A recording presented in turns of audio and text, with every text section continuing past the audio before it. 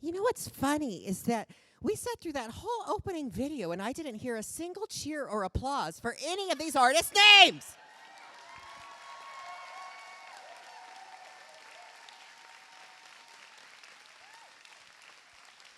That is more like it, white people. That is more like it. Now, let's not let this happen, okay? This is a fun Native show. You are allowed to laugh. We are not anthropological specimens, so lift it the fuck up.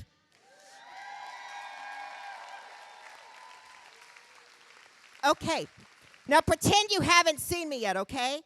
Can we get the lights down? Great, and scene.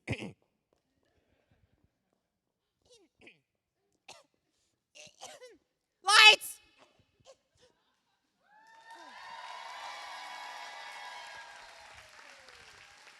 Hello, hello, I'm Arlene Schnitzer. I'm just kidding. I just wanted to know what it feels like to have power. My name is Florinda Fingernipple, and I have been sent out here tonight to PICA, to talk on behalf of the governatrix Tina Kotek's office. Okay. At Tina Kotek's office, everyone, believe you me, we will not stand for a multitude of things, including the National Guard in Portland, Oregon. Nor will we stand for preschool or honoring treaties. Now, something has been happening, and this is why I have been brought out to help solve and prevent and remedy some problems that have been recently happening across the state at arts events. You see, people, there's been lots of pet cemeteries happening, basically. White people, their animals die, they bury the dog or the cat or the giraffe, you know, somewhere in a protected burial space. Next thing you know, we got another pet cemetery. So to prevent any pet cemeteries, I am going to read to you, you know, we don't want any more of those zombified poodles. We won't stand for them. I am going to read to you from my memory a land acknowledgement which will prevent the pet cemeterying of this space. Okay? Are we all on the same page? We would like to acknowledge from Governatrix Tina Kotek, who hates preschool and honoring treaties, we would like to acknowledge that we are on the protected, the stewarded, oh, they stewarded them so hard, the sacred, the Avatar 2-like lands, the, even better, the unceded lands.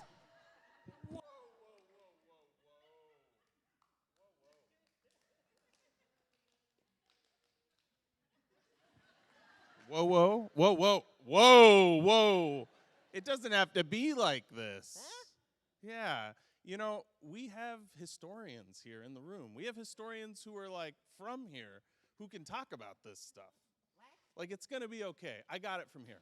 Okay. I got it from here. Yeah. Historian, everyone. Yeah.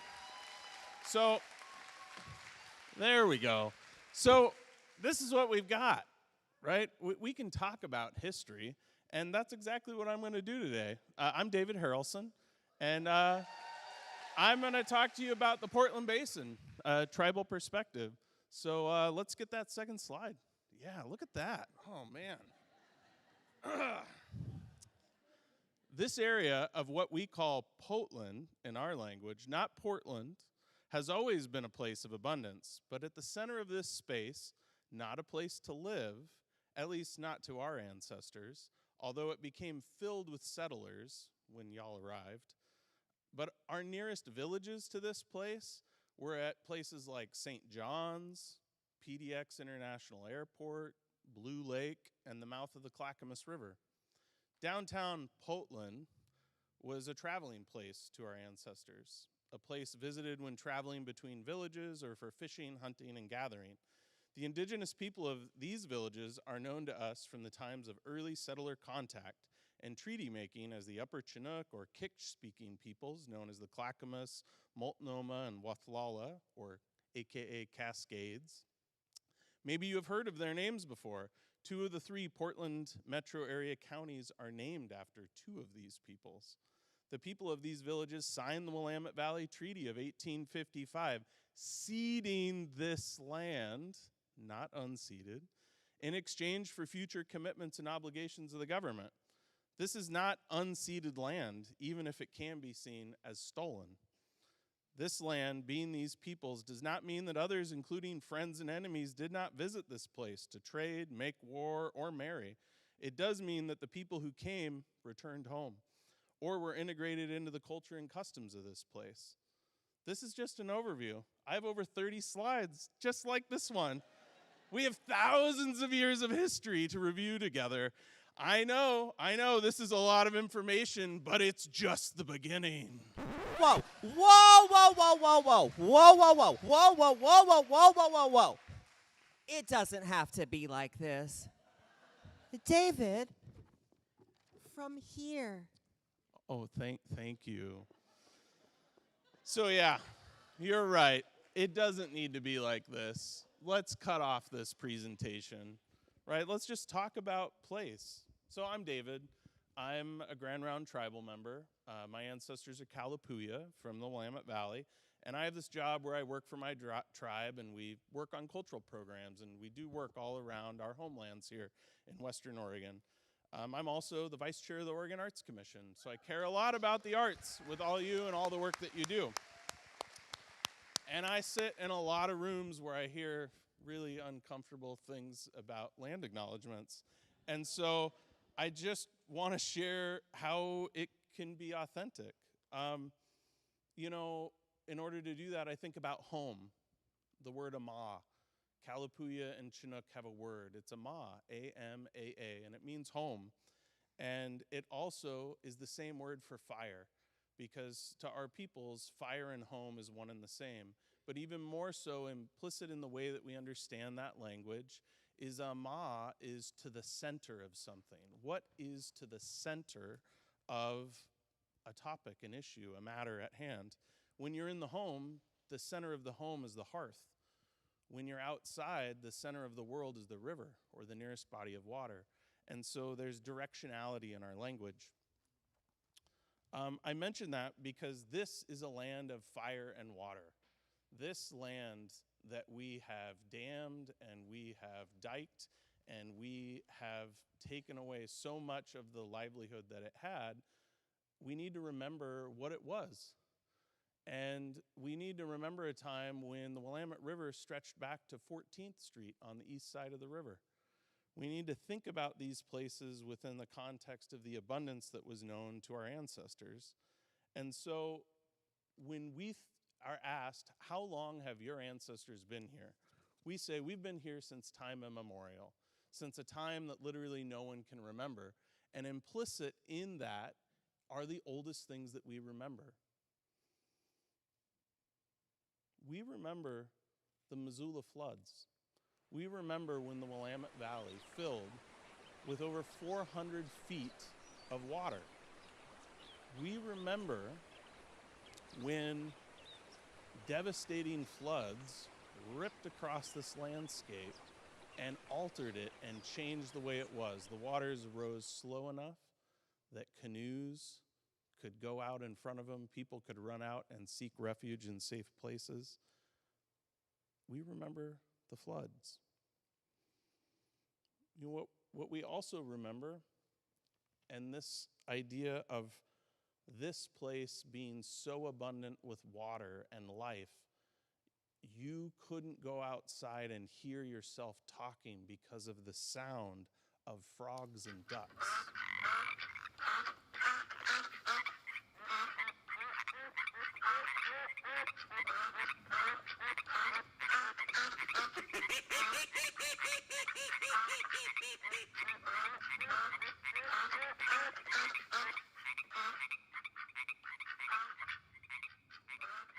All right. So that's what we want to talk about from the heart. That's this place from the heart. And, you know, From here. from here, from right here. You know, we're in this space, and it's an honor as Native people to be invited into this space, but it doesn't just happen this way. And it's the same reason why we don't need to be doing a land acknowledgement here. One, because we are Native and we're here, but PICA, Believe it or not, yeah. There's a really strong relationship between Native artists and PICA has done a lot of time and work to build that relationship over time. And that's what's meaningful, right? Centering Native voices, empowering, providing opportunity to Native people for their voices to be heard, and that's exactly what this project is about tonight. But it's been in the ethos and the body of the staff at PICA for a long while. And it's been a true honor, at least in my time, to be able to host their staff out at the Grand Round Tribe in our own longhouse, right? Actually genuinely doing real relationship building that makes something like being asked to come and show up in this space like not even a hassle because it's gathering with friends. and actually it really, yes, applause.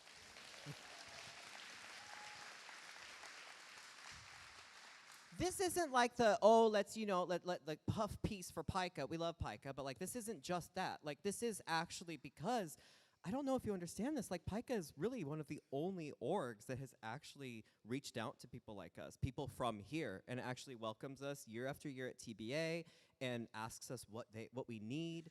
And otherwise, like that just does not happen. It's kind of wild. Yeah. So in honor of that, we're just excited to have you all here. How we open things in our community is we typically do it with a blessing or a song. And so what I'm going to offer to all of you is just to sing 3 lines of one of our songs from our community, and we're going to start this off in a good way. And your host is going to take you along on this journey, and I'll be catching up with you all a little bit later.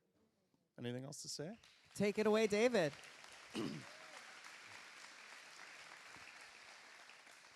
So this song is Traveling with Our Ancestors, and this is a traveling place in Portland, right? This is the place now a lot of people live, but it was a place in between villages.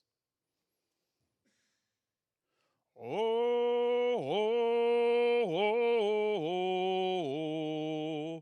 oh, oh,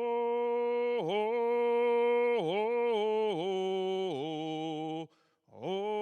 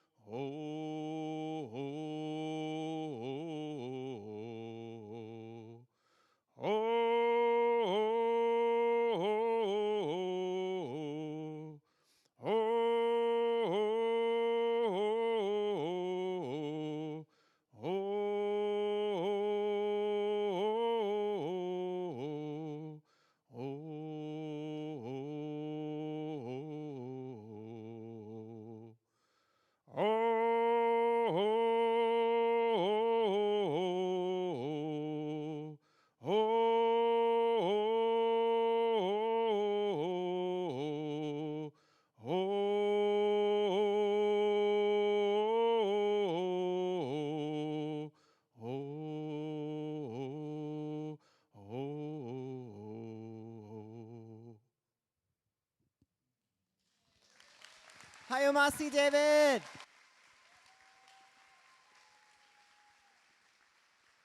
Everyone, welcome to Saturday Night Live. No, welcome to Live from PICA. It's the Untitled Native Project. Untitled.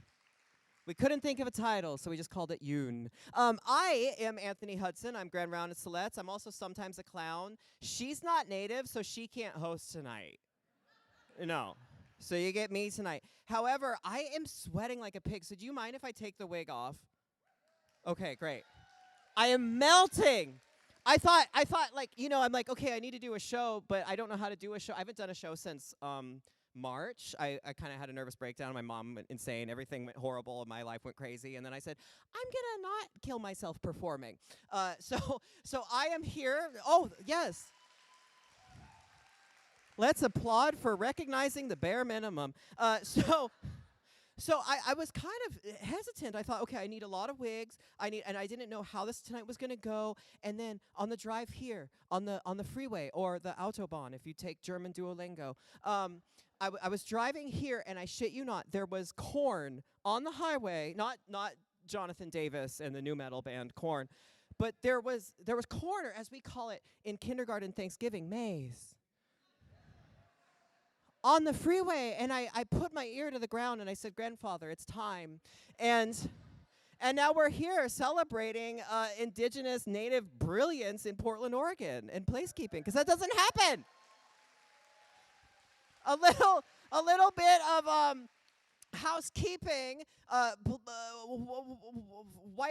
don't wipe front to back, and then also you can get up. You don't have to be captive tonight. You can get up. The beer garden is right there, or bar garden. It says beer garden. Molly, is it a bar garden or a beer garden?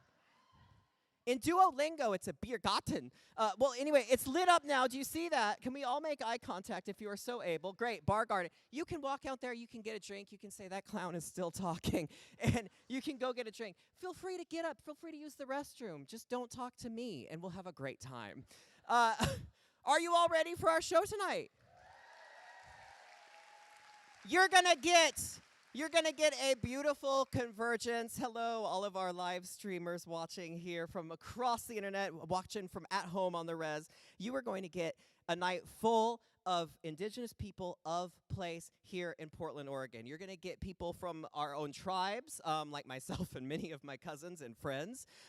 You're also going to get a bunch of great Native people that also live here and are making work here in Portland, Oregon. So, you ready? With all that said, please give it up for one of our first artists tonight, a collective presenting some amazing work. Give it up for LaRonn Katchia and Brutus Baez.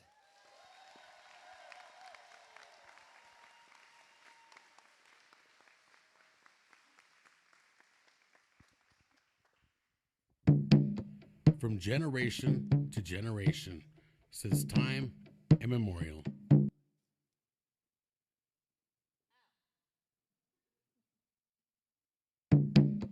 From generation to generation, since time immemorial, Warren Springs tribe members have lived off the land and spam.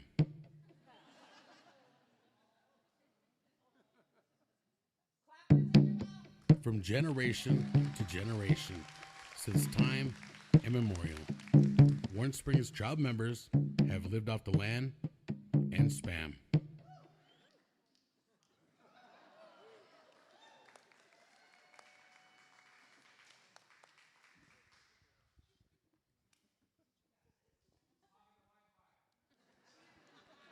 I'm sorry. I had to check my top 8 on MySpace.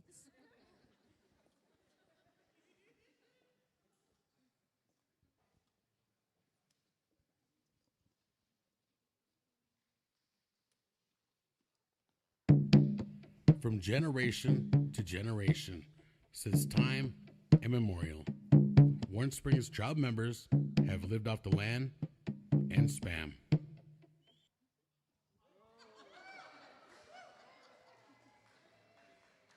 In honor of spam, let's get these artists out here on this stage. Take it away.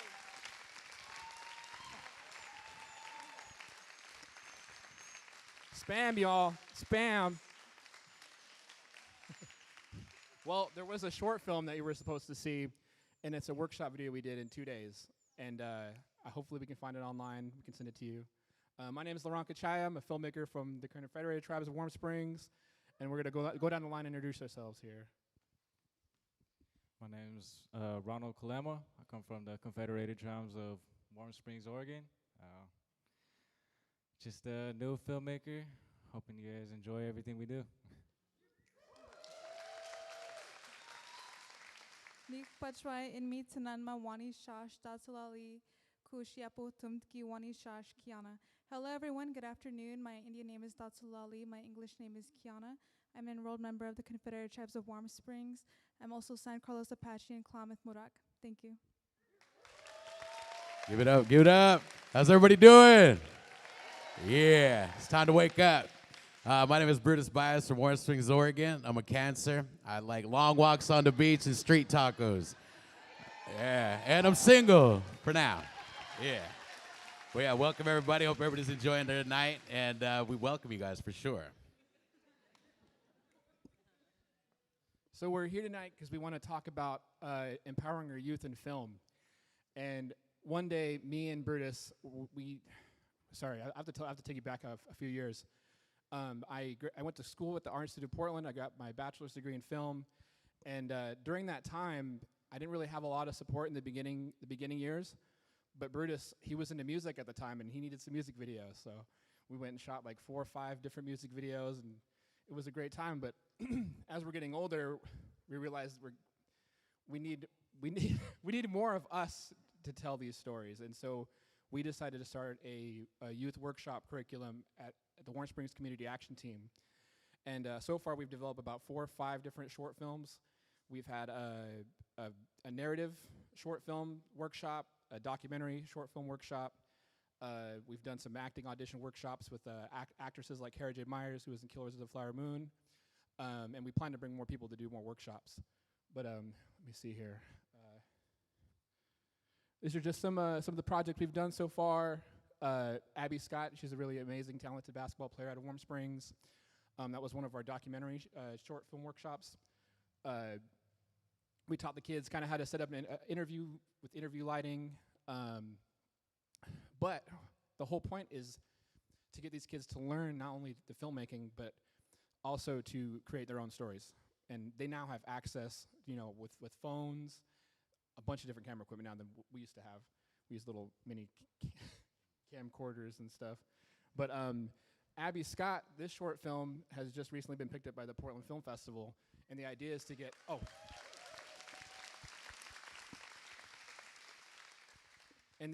get these kids there and experiencing and meeting these filmmakers and getting inspired. And this other short film, The Recipe, was one of our narrative workshop films with Kara J. Myers, and she helped the kids. She was on set teaching them how to do some acting techniques. But next slide, I'm going to show you just a little bit of the clips. Hopefully it works. Being 26 hours away from home, not being around anybody that I knew from growing up, I had to find my own place. I got there, I wasn't the best player on the team, so I had to work my butt off every single day. I struggled with conditioning. I struggled with trying to communicate with my coaches because they had never been around other Native American people before or people that have grown up on reservations, and so that was a learning experience, I think, for all of us. Each year, our record got better. My junior year, we won our conference and our conference tournament. And so as my senior year, we almost went undefeated in league as well. I got my rings that I always wanted. I actually broke a record while I was there my sophomore year. I hit 11 threes in a game.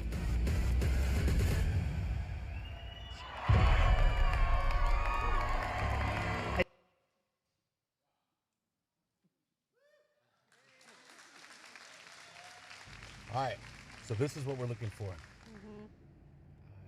Now remember, it's in the glass case behind the exhibit. I got it. And whatever you do not get caught by security. There's 6 exits, 2 security guards, 1 camera. Just try to blend in with the tour group. Jeez, I said I got it, okay? All right, let's go.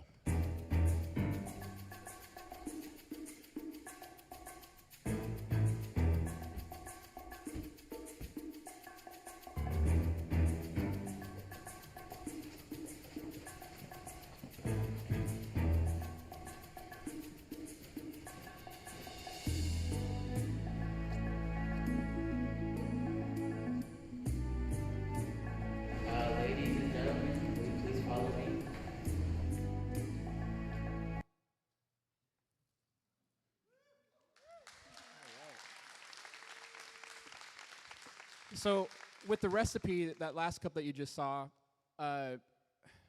we submitted it to the LA Skins Film Festival last year, and we were able to get some grant funding to bring 8 kids with us to LA. And so they got to walk around Hollywood, at the film festival.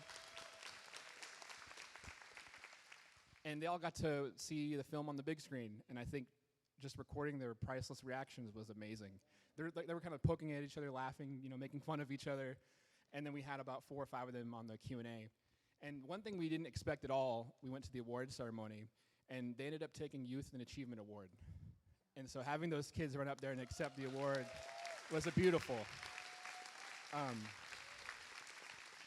I know Kiana here will have some words. She was actually one of our youth that was on the trip, so she'll talk about that probably later. But it was such an amazing experience, and I think us as Indigenous filmmakers and storytellers being able to pass on that knowledge is super important, so we can own our own stories and tell our own stories the right way. Wait, you want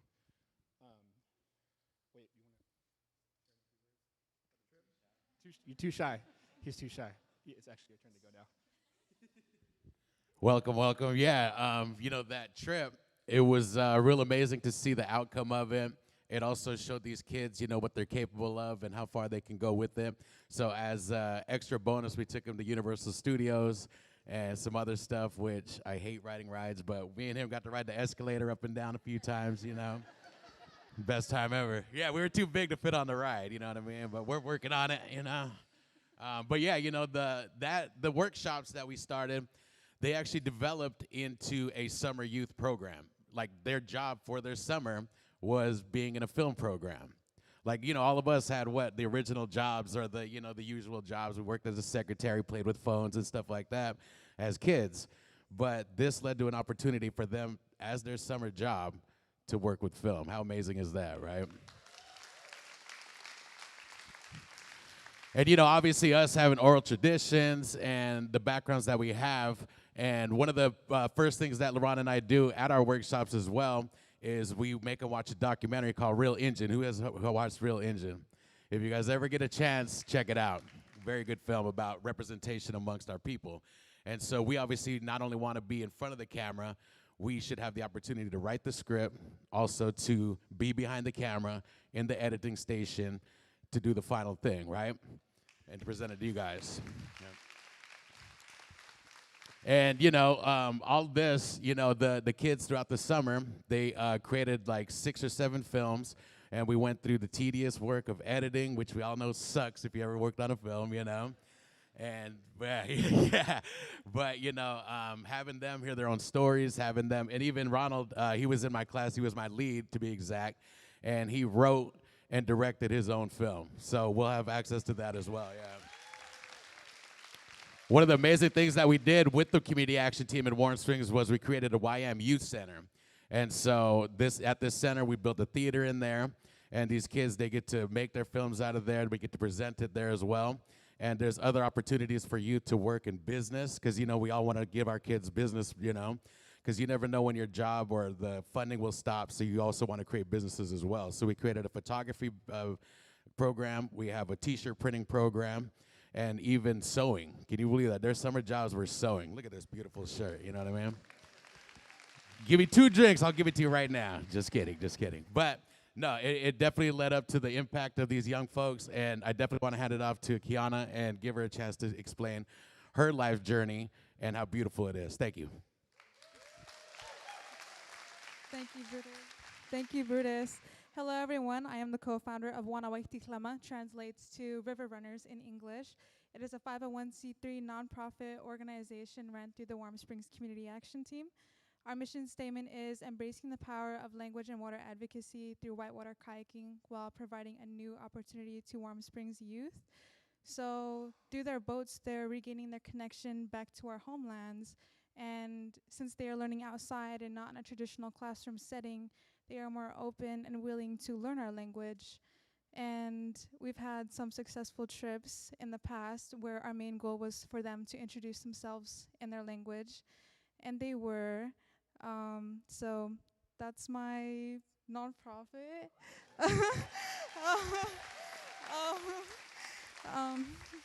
Thank you. Filmmaking is very intertwined with all of the advocacy work that I do. I have worked with LaRonn and Brutus for Pathfinders, Water is Love. So we filmed some other videos, See Me and Omzi in March. Yes, and our work with that, I'm so sorry. LaRonn, let me just take a, there's a lot of you guys here, so it's low-key pressuring.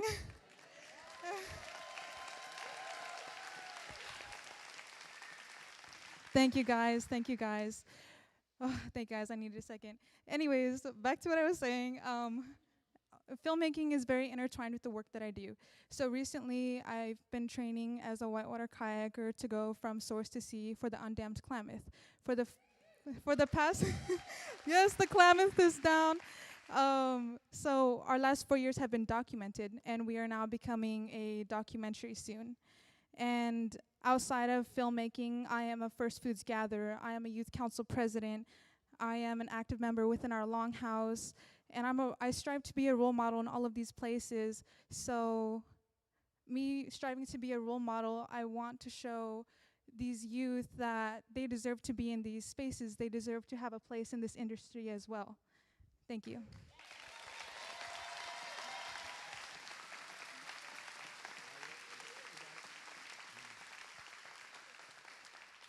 Hello, everyone. My name is Ronald Kalema.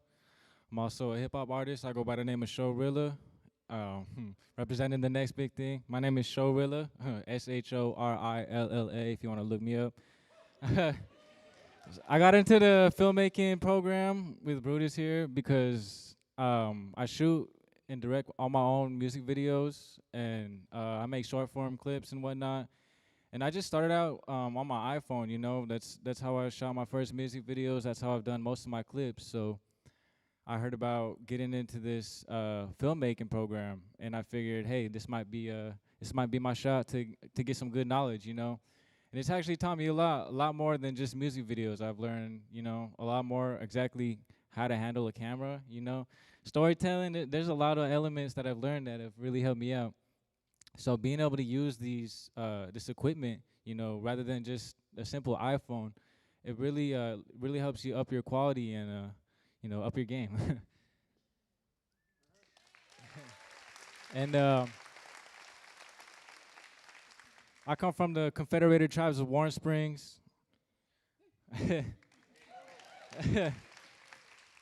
All my stories resonate directly from my hometown. I got an album coming soon called Back in My Hometown. So I just want to let you know, all the stories we tell, they're very important because we've been painted for the past few centuries, maybe even longer, with a negative image as Native American people. So to be able to tell our own stories the way that they are, the way we really live, you know, it's very important to me. So thank you. Yeah.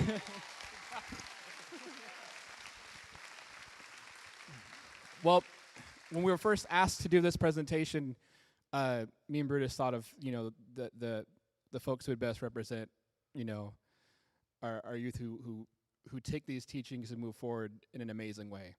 And so just to watch these two, you know, advancing so quickly. I mean, I wish we had these programs growing up, but I think it's super important. And right now we have 2 links up here. If you want to learn more about more of our workshops, please follow the left link. That's the Warren Springs Community Action Team.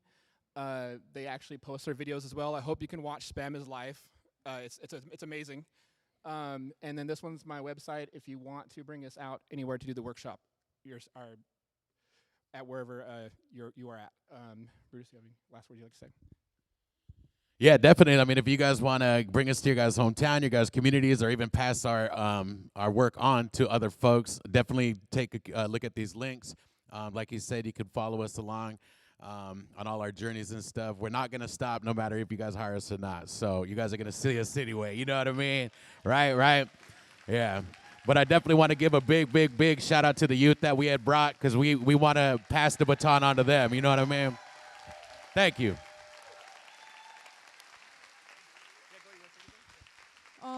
I would like to give a big thank you to TBA to being so welcoming to us. Thank you to LaRonn and Brutus. They have provided me with so many filming opportunities. I'm very grateful. to be here today, but I cannot express enough gratitude for these two. They have really made me interested in film, and I don't think I would be here today or as interested if it weren't for them. So thank you guys so much. All right, well, thank y'all, and I hope you enjoy the rest of your night. Thank you. From generation to generation. Let's hear it for our Warm Springs filmmakers. Owen, look, it's happening. Have lived off the land and spam. Spam has provided the nutrients necessary for our ceremonies and everyday living.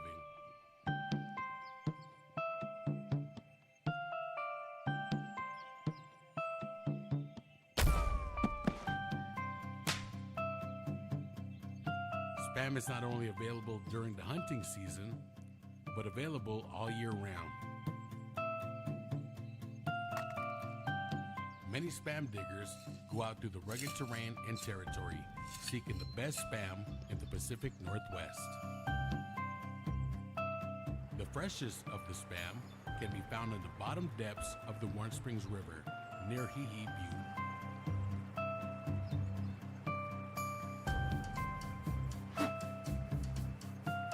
Most first foods are celebrated and worshipped by the tribal membership, but the spam is most sacred.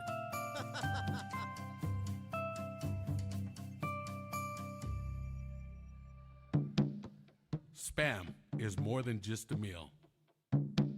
It's a way of life.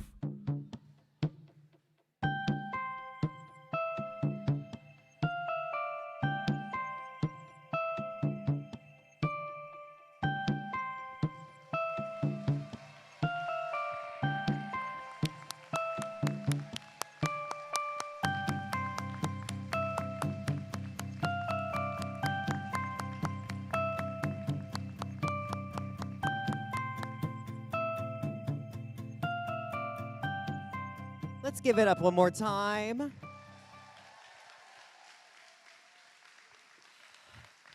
And now, it seems we've come to a more calm, sad, sincere, serious part of the show. Everyone, if you are so able, could you please rise?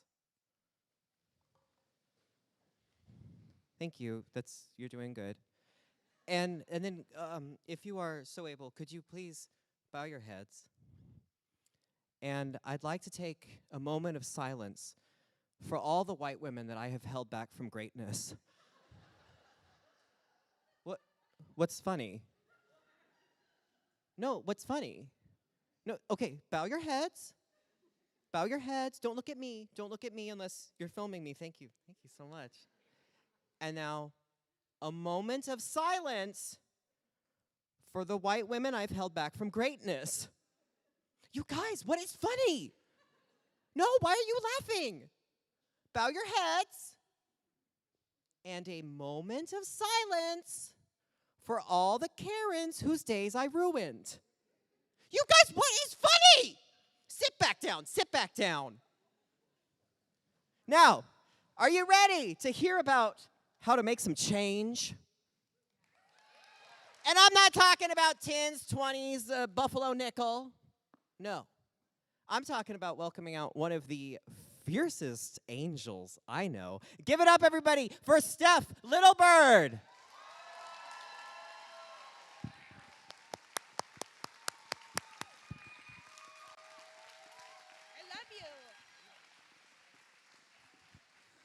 Good evening, everyone. Oh, is it on? Okay.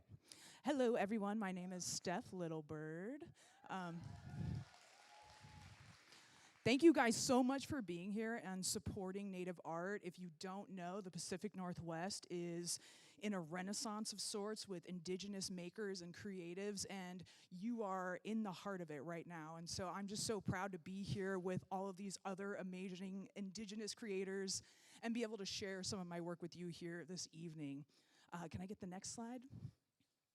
So, in case you want to find out more about me later, there's my socials and my website. But basically, I'm an artist. I grew up here in Oregon. I left for a couple of years and went to Las Vegas and realized that the desert is not as cool as the Willamette Valley. And so I came back, and I'm really happy to be back and be connected with my community and getting to make work with such amazing people. And so a lot of the work that I make is related to Indigenous community, but I make a lot of different types of work. So what I want to share with you guys today is my approach to activism. I didn't really see myself as an activist until people started being like, yeah, that's kind of what you're doing.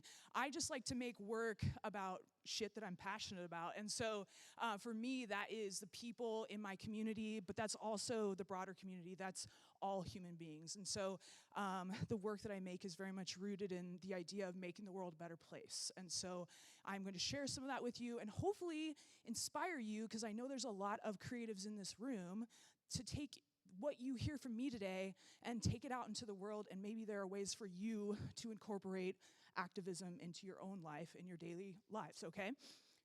Okay, next slide. So what is art activism? Art activism to me is really just taking action. That's literally what activism means, is like do something. And so what I tell people is, if you want to be an activist, you can be an activist for anything, whatever it is that you care about. You need to identify what it is that you care about. And then you need to actually think about how to improve the situation. What is the solution, right? So in that taking action, you can help make change. And so I have been an artist for as long as I can remember, but it is through dedication and time that I actually became a practicing activist. So next slide, please. Look, guys, change is hard, okay? And sometimes we don't like the change, but if we see something that we want to change, we can be really passionate about it, and we can make shit change, okay? So take inspiration from all around you, and that dedication to an idea or a logo, that can be your driving purpose, okay? Next slide. So my focus is on what happens after you leave a protest, because Portland loves protest. We all love to make signs and go out on the street together, and I really love that about Portland. But what I find is that people really don't think about what comes after. It's kind of like a land acknowledgement. People want to say, I'm really sorry about genocide, but then there's nothing afterwards. And so for me,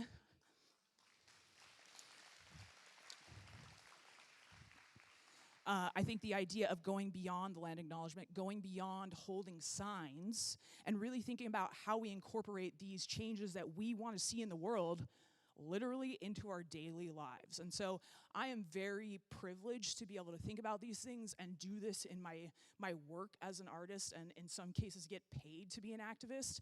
But it's something that I do every day. It doesn't matter if I'm getting paid or if I'm just making work to entertain myself. This is sort of my ethos and what brings me back to the drawing board every day. All right, next slide. So some of you may know my work as a curator. I had an exhibition with the Five Oaks Museum in Portland.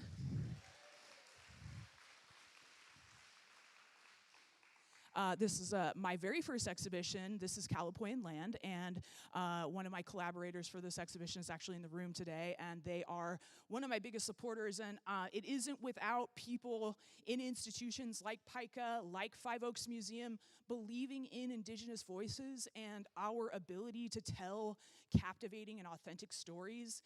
We wouldn't have these opportunities. So I give so much gratitude to these institutions that are supporting us. And so this exhibition, I actually got to come into a museum that had already created an exhibition about the Calipoian people, and unfortunately, if you might be surprised, some of it was wrong. And so I actually worked with one of our tribal historians, Dr. David Lewis, and we went through the exhibition, the pre-existing exhibition, and actually edited it together. And then we also incorporated contemporary artwork from local Native artists. And so this sort of started this whole separate pursuit for me as an artist to then become a curator. And so next year, we actually just got funding from the Creative Heights Foundation. So 2026, we are hosting the Native Northwest All Indigenous Biennial. It is the first of its kind in the country. And it's really based on the belief that indigenous culture is constantly creating amazing art. It's part of who we are. It's part of our community to make and create new things and innovate.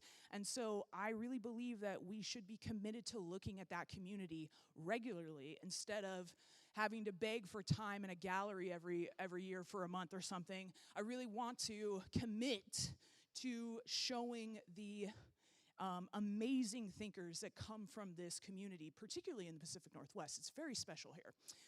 Okay, so next slide. So again, whenever I'm approaching a project, I'm thinking about what or who do I care about. I care about all kinds of people. I don't just care about my community. I care about people who are being impacted by the current administration, by ICE, by hatred and fascism. So I'm making work all the time, whether it's for my community or indirectly for an extension of my community, other marginalized people. Okay, next slide. So give me a sec, just wait. So I have been doing this exploration of Disney's depictions of indigenous women for a couple of years, and I basically appropriated the visual language of Disney's 1995 Pocahontas to talk about the real history of this young woman. A lot of people don't know that she was essentially a victim of child sex trafficking, and that when she met John Smith, she was about 10 or 11 years old. They never had any romance, and actually her story is quite sad because she died before she was 21. And so her life was very short and also very violent when we talk about colonial invasion. And so my efforts through appropriating Disney's aesthetic is to tell the truth. And I really believe that that is the essence of change making. It's like, you can't really change anything if you're not going to be honest about it, or you can make really bad changes by being a fucking liar, but if we tell the truth, we can make real change. And so that is the ethic behind this work. So next slide. So perfect example of this is just getting people to understand how fucked up this movie actually is, and thinking about the whitewashing of her story, but also the hypersexualization of indigenous women, which is something that we continue to face. And this work, what I realized after making this work is that it is really important. It's more important than I even realized how deeply Disney's Pocahontas has impacted the psyche of non-native people. Next slide. So basically what I did is I kept making this work, and I figured it out that it's really easy, guys. These themes continue through time. It's like, this guy is the same guy that's on Tinder. He's the same fucking guy. So you guys know. You fucking know. So anyway, I'm trying to sort of pull out contemporary themes that I think also connect to her story. Next slide. I also did this piece, and this piece actually went viral, and it made me learn a lot. So I explore both Pocahontas and Tiger Lily's depiction, talking about the ways in which these depictions continue to objectify indigenous women, who are also the most vulnerable of being trafficked, of being abused in this country. And so indigenous women need to be protected. We need to be honored. We do not need to be sexually objectified constantly. Next.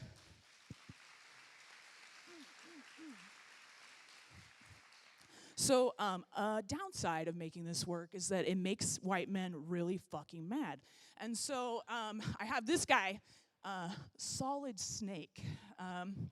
Solid Snake 99V2, he said, tired of all the made-up blood libel against white people, maybe instead of putting Injuns on reservations, they should have slaughtered them all, wouldn't have to deal with this crap. And this is on a picture of Pocahontas. So it tells you something about the psychology of this movie and how deeply rooted it is in terms of getting people to accept the narrative of manifest destiny. Okay, next slide. And you can kind of see a little smattering of the thousands, unfortunately, of these types of comments that I've gotten in the last year, essentially, when the work started to kind of go viral. And I just learned that basically racists all say the same shit over and over again. They all say, you died of smallpox, things like we're obsolete, those kinds of things come up a lot. Also, they make a lot of sports references, like we lost on our home field. So anyway, it's taught me a lot. At first, it was really fucking horrible, and I didn't know how to deal with it because I come from an abusive home where women were not allowed to stand up for themselves. And so getting bombarded by all of this, I actually had to learn how to stand up for myself. And it was a huge teaching tool for me that at first was really difficult, but now I feel like it's my superpower that I can make white men mad. So.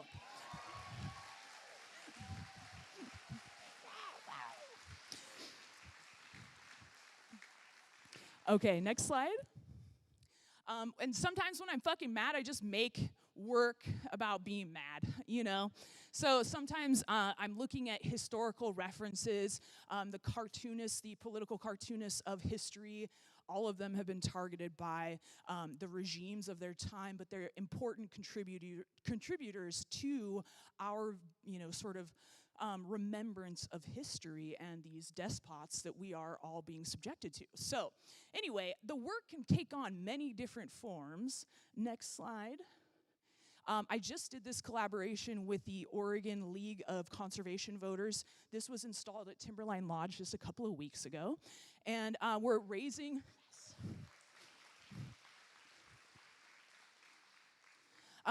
awareness about the fact that the current regime wants to sell off public lands and basically privatize the shit, so we'll never be able to go and visit Mount Hood, you know? They want to go ahead and extract all of the natural resources and really just keep it for the financial elites. And so we need to fight that. We have to say absolutely the fuck not.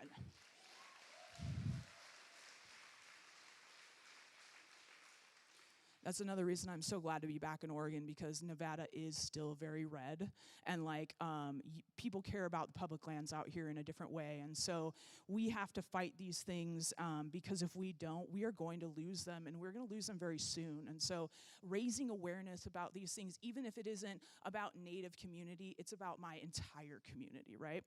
Okay, next slide.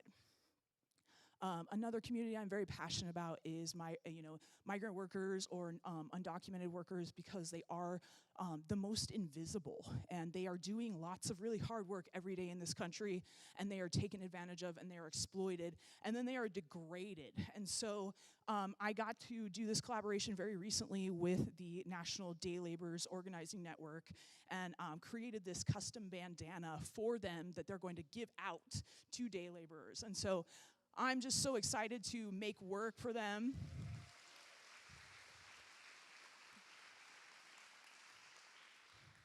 And I'm just so excited to make work for a group that is serving this community, which is invisible in many ways. And so it's an honor that these kinds of groups are seeking me out for my work. It means a lot to me to be able to contribute my skill sets to these kinds of causes and literally support other people through my work. Okay, next slide. This one is, it's outside on a museum and at the U of O. It's like a fancy art museum. I'm not a big fan of fancy art museums, but they invited me to put some work on their exterior facades. And so we did some land acknowledgments that are sort of, permanently installed so that when students are walking around the UO campus, they are reminded of where they are. They are reminded of the Kalapoya Ilahi that they stand on. And so this is such a proud moment for me, because I didn't get to go to a big college like that. I am very lucky that I got to go to college, but to go to one of these colleges and really see the level of privilege that these kids are working with, and knowing there's actually a very special Indigenous population that's going to these schools, having this kind of representation for them when they are amongst very privileged people from other communities, really powerful. And what they're doing at University of Oregon is really special. They are investing in their Indigenous students and really making a special place for them to learn. Okay, next slide. So my main job, aside from like yelling at white men on the internet, is as a children's book illustrator. And so my very first book that came out in 2023 was My Powerful Hair in collaboration with Indigenous author Carol Lindstrom. And she is amazing. She wrote a book called We Are Water Protectors, which is one of the most famous children's books on the planet, let alone an Indigenous book. But getting to tell this story, which is about a young person learning of the history of the Indian boarding schools and what kind of trauma her grandmother experienced in that boarding school, and teaching that to children. And that history is really important. It won a National Social Studies Award, the Carter G. Woodson Award, which is, Carter G. Woodson is the man who started Black History Month. And so to be honored by other marginalized groups for the stories that I'm telling is like so amazing, and I'm just like so proud to get to tell these stories. My next book actually comes out in a couple weeks. It's called Body Beautiful, and it's my very first non-native book. And so it's about teaching children to love their bodies and see their bodies as an extension of nature. And so I'm getting to bring my Indigenous like knowledge framework into illustration and teaching children to love themselves like unconditionally. And so that is something that's really important to me as a person who also makes body positive work and things of that nature. And so to get to translate that to young people is really important to me. And lastly, just a shameless self-plug, in February, my author debut comes out with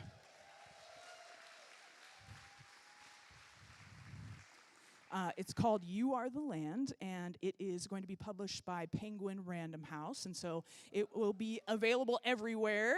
And it is dedicated to the Grand Ronde community, and it is a story of a young person learning about their connection to the land and how they are an extension of the land. And so really, again, taking those Indigenous frameworks of knowing and being with the land and translating them into things that children can understand, and hopefully the adults that are also reading those books to those children can internalize some of that knowledge as well. Okay, next slide. So the last thing is, again, I so care about community, children's books being an extension of that care and wanting to translate like positive and uplifting stuff to my community. And so working with kids is another thing that I do. I actually just visited the Portland Jewish Academy, and we did an art activism class. So we taught these young people to think about what they care about and to make work about what they care about. And so if these young people can do it, anyone in this room can do it. And you can make change just by giving a shit and putting something behind that, putting some heart, putting some action behind it. All right, next slide. This is my last slide, which is just to say, ultimately, all of this is about representation. This is about making sure that my community feels seen, feels appreciated, feels uplifted, feels joy, and not just, rehashing trauma. I want people to feel Indigenous joy. And so I also just focus on depicting the beauty of our community. And so anyway, next slide. Just so you know, you can do this shit too, guys, okay? So thank you so much.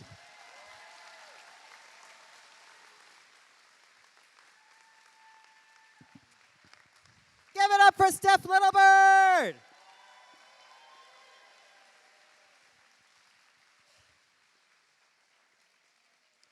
So I was driving behind a white people bumper sticker the other day. You guys, am I turning into Andy Rooney? I was driving behind a bumper sticker the other day. But it said, what did it say? It said, we are all born from immigrants. We are all born from immigrants. And I was like,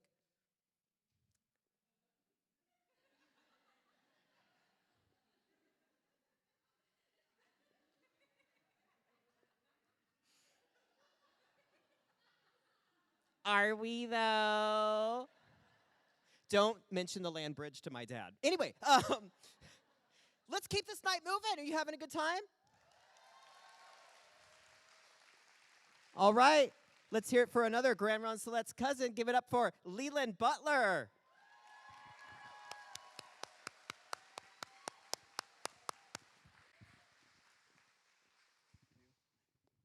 Hello, everyone.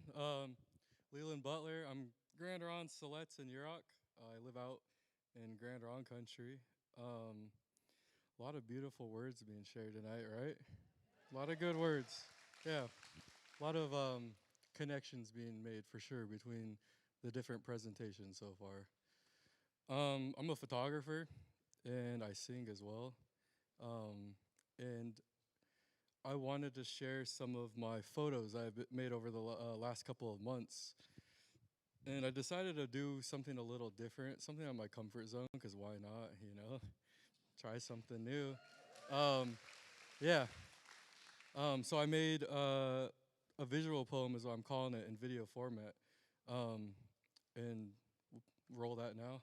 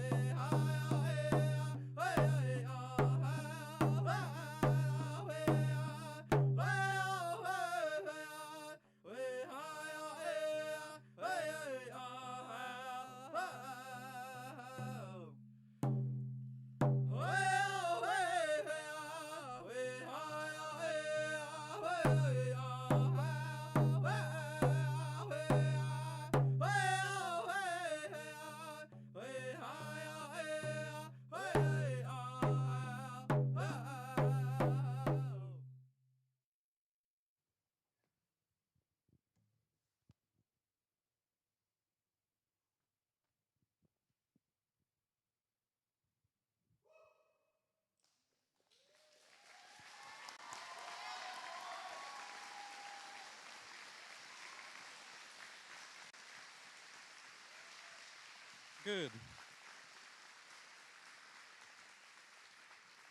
Glad we're all on the same page. That's great. Really good. I was wondering. But yeah, that's been the past couple of months for me and pretty much all of us in different ways, right? We're all affected. I've been saying we're all affected either directly or indirectly, right? Because I definitely have loved ones that I worry about with the different things going on here, stateside, and around the world too, because it's a lot of bullshit going on for sure, and that's why I say just the connections being made. You know, it does start with our youth, learning how to create, learning the different expressions, because if you don't have that, you turn into a bullshit, fascist. You turn into, you have no flavor. You know what I mean? Like you turn, yeah. So, but yeah, all the connections we made in Steph's presentation tonight. I guess what I normally try to do is work internal out. So just kind of another way of following my heart with my work. I have photos back there on display as well, and that's a project I did a couple months ago called My Ancestors Are Here, and I traveled around to the different spaces where some of our tribal people are from. But yeah, back to that work, it's just following my heart. I just, back in May, had this urgency, I guess, to be a voice, and I'm not sure how loud that voice would be, but just be a voice, because that's very important right now. Everyone's voices are important right now, no matter how big or small. So yeah, that's pretty much, I guess, about that, the video itself. The song as well. So at times, different songs will come for different reasons. I don't know who's familiar with the American Indian movement. There's a song attached to that, a song of resistance. And so that song I was singing in that video, one of my nights home, I just had this song kind of flowing through my head, and that turns into a hum, and eventually it turns into a song like that, a song of resistance, which is also important because, especially with that drum, we call that the heartbeat of Mother Earth when we hit that drum. And so it provides a lot of strength, those songs and the drum, to the people out there fighting, to the ones that are being targeted currently. Because I say currently because eventually, potentially everyone could fall under that. But yeah, I don't really know what else to share about it. Fuck ICE, free Palestine, right?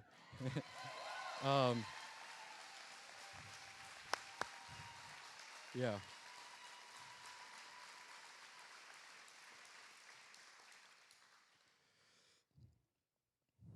I had a whole list of things to talk about. And now I'm just up here. You guys are all watching me. Yeah. Also, I mean, it's like serious work, right? But also, it's beautiful to see all the laughter tonight. Like I said, with everything going on around the world, because that's important too. It's a part of taking care of yourself. We as Indian people enjoy laughter. Helps. We're born from survivors, and that's what we do. We survive, and a part of that is enjoying too, trying to find joy even when you're at the bottom of the pit. So beautiful to see all you here. Appreciate you guys for coming out. Thank you.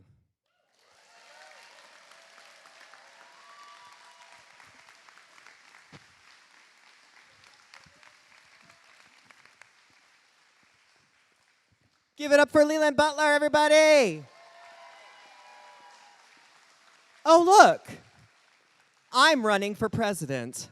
I am excited to announce my candidacy for president of whatever the fuck these lands are called, the U.S. of A's. Now, everyone, I need to get real with you for a minute. I am sick and tired of living held hostage by fascist Jesus billionaire white people. I am done with it. I am over it. I refuse to take part in it anymore. So vote for me. Here's what my plan is. Here's what we're going to do. We're going to demolish everything. We're going to demolish it all. We're not even going to use the word decolonization because that's just what orgs say when they had DEI money. We are going to rip it all apart, demolish the Democratic Party, demolish Elon Musk, demolish whatever the hell he did to the national data and Social Security and elections for the entire future, demolish all of it. I don't know what it will leave us with, but I'm sure we'll all end up fighting for water, but at least I'll have a sweet ass jacket. And you know what? I'd rather take my chances with this than continue living in King Trump's fucking America.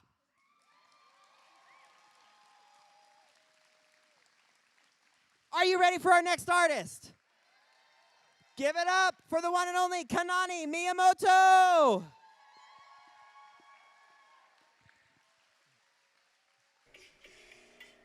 Welcome to Hale Pele, where you can worship our happy hour volcano goddess. Here, Pele, the revered Hawaiian goddess of fire, is turned into your favorite drink.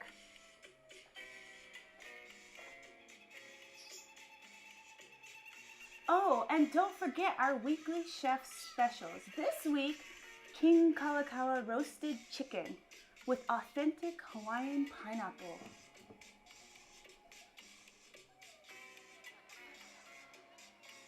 Come enjoy our delightful decor, a mashup of stolen religious symbols from indigenous cultures across the Pacific.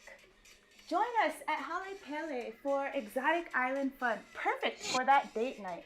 Because nothing says romance like erasing culture and turning people and their gods into your party favor fetish. By Aloha Vacations and Cultural Appropriation LLC, where authenticity is optional but profit is guaranteed.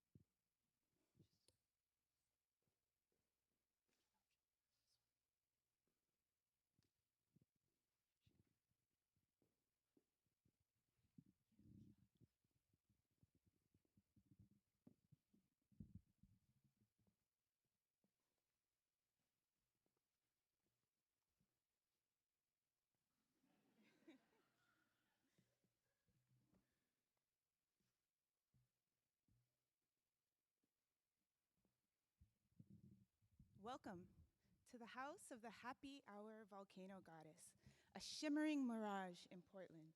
Here, we proudly pour island magic into classic and contemporary exotic cocktails, mixed with fresh juices, premium spirits, and just a dash of borrowed culture. This oasis will spirit you away to a land of daydreams, where every tropical fantasy is yours for the sipping. Love it enough, and you're sure to become a royal disciple. Once you're initiated, join one of our sacred drinking societies. You can become a part of the Loyal Order of Fire Drinkers, ascend to chief status by consuming 50 of our hand-selected rums. Celestial rewards await the truly devoted. Or you can join the ancient order of water bearers. By completing the pilgrimage through our entire cocktail menu, you'll earn the honored title of water bearer. Hidden treasures, and maybe a hangover included. Now let us reveal a few of our sacred elixirs. The hula berry, the lips and hips don't lie, made with hideout vodka, banana liqueur, pineapple juice, and a blood red mixed berry syrup. Served with a garnish of exotic fantasy that erases hula as a sacred practice, mixed with the taste of stolen lives and the afterburn of a culture shaken, stirred, and sold. the classic blue Hawaii, a cocktail of tropical dreams and harsh realities, crafted with blue Caruso, vodka, and a splash of pineapple squeezed from the land's soul. As you sip, savor the irony, a paradise where Hawaiians are priced out, displaced, and left homeless, while newcomers settle in a land that isn't theirs to claim. A drink as vibrant as the ocean and as hollow as the promises made to those who call Hawaii home. Cheers to the cost of paradise. The sailor's grog, a hard-hitting blend of aged rums that land as explosively as the US military's relentless practice of bombing Hawaiian lands. Infused with the fuel-tainted water from Red Hill and a splash of sour lime, reflecting the disregard for sacred land and community health. A rich mix of spice underscores the grim legacy of women harassed, violated, and discarded by those sworn to protect and defend. With a garnish of citrus and mint, this drink delivers a bold, fiery kick. The imaginary palms. Close your eyes and feel the breeze dancing through the palm trees. As you raise your glass, reflect on the erasure of true Hawaiian heritage, where the name Pele is used as a gimmick, and the sacredness of the goddess's power and presence is lost. And our house specialty, the Bloody Letter, a crimson blend of mezcal, strawberry, and lime, and a splash of cultural appropriation, sweetened with the syrup of stolen stories and muddled with the erasure of traditions. This drink is served in a tiki glass, bearing no resemblance to any actual artifact. Each sip drips with the bitter history of exotic stereotypes and whitewashed narratives, garnished with an umbrella shading the glaring racism that tiki bars refuse to address.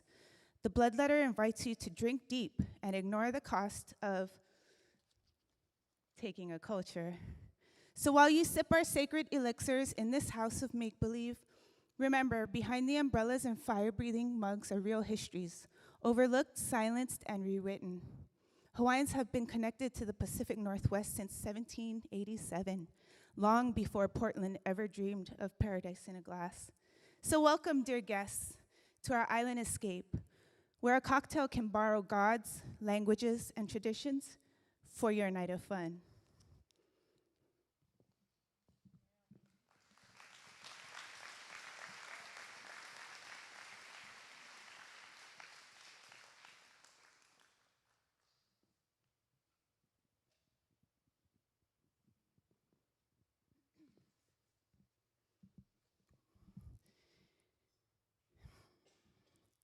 E iho ana o luna, e pi'i ana o lalo, e hui ana na moku e ku ana ka paia.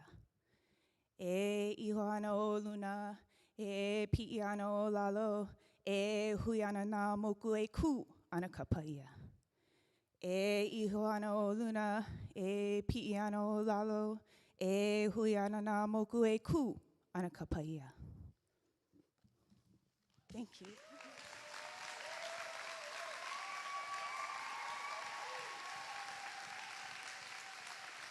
Kanani Miyamoto, everybody! Hell yeah!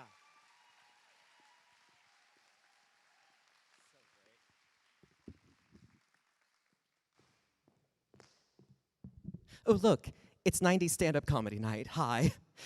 I want to share something with you. David Harrelson and I, you're going to hear from David in just a moment, but we wanted to share a poem that was written by a Grand Ronde tribal member to talk about Grand Ronde experience. And while David and I sat on Zoom talking about this and looking for it, David typed in, he was Googling tribal member poem. And then, you know how Google, like, everything's AI now because we live in hell? The Google response, like, as he searched, automatically AI generated a poem from the perspective of the Grand Ronde tribe. And so, I know, are you so excited? So tonight, I'm gonna read this AI poem, and I'm gonna do it as my new character, Iron AI's Cody. Okay. Okay. It's also a good poem because it rhymes.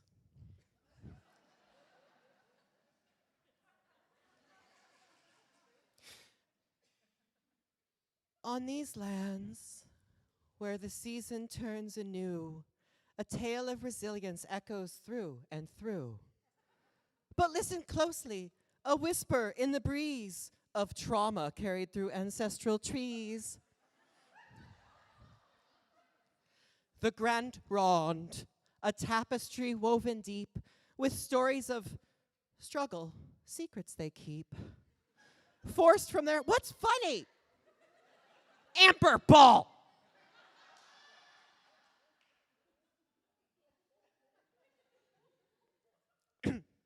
Forced from their homes, a trail of tears they walked, lands taken, language threatened, lives interlocked. Termination, a policy that aimed to erase cultural threads frayed, leaving an empty space. The bonds of community tested, strained by the years, yet in their hearts, resilience fought back the tears. The burden passed down, a shadow in the mind, anxiety, distrust. I lost my spot. Emotions intertwined. From boarding school pains to the loss of sacred days and ways, the echoes linger through these modern days. Yet the Grand Ronde rises with spirits strong and true, reclaiming their heritage, forging paths anew, honoring their ancestors, finding strength in their voice, healing the wounds, making a courageous choice. Through storytelling, ceremony, and cultural embrace, they mend the fractured past, find their rightful place. For the pain may linger, but hope also thrives. In the hearts of the Grand Ronde, their spirit revives.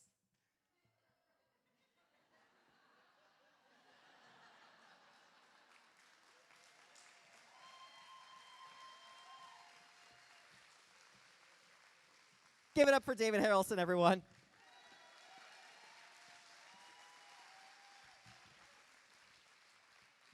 So that's what we hear when we hear land acknowledgments. And this is why we need to center Indigenous voices, Indigenous people, right? And what they have to share. And so this, in our own little trying to find something we wanted to share, we found a beautiful example of if you just left it up to the internet, which is kind of the equivalent of when you don't know what you're talking about and you talk about something, it's kind of the same thing. I get the honor of sharing a poem by a tribal member who prefers to not be known but uses a name, Tommy Masachi.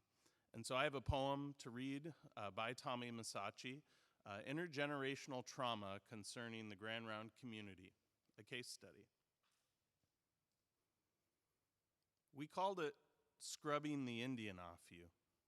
Grandma come down from Portland, get in between toes, under nails, hair parted to the side, never the middle. I'd ask Dad why she did that. I'd cry and cry. Years later, he'd say that in her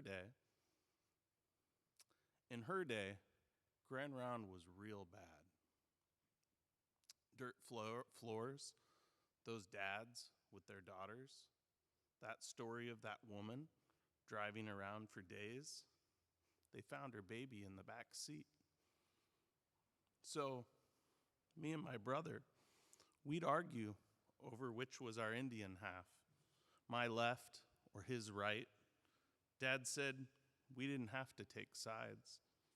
Then he took his Indian legs and he ran. He came back years later after I took the feathers to cover the tar in my arms. He said, I have no meaning to this vision. I saw it too. No more we send you to the hill 3 days and done. Now we send our young into the wilderness at 21. I saw it too.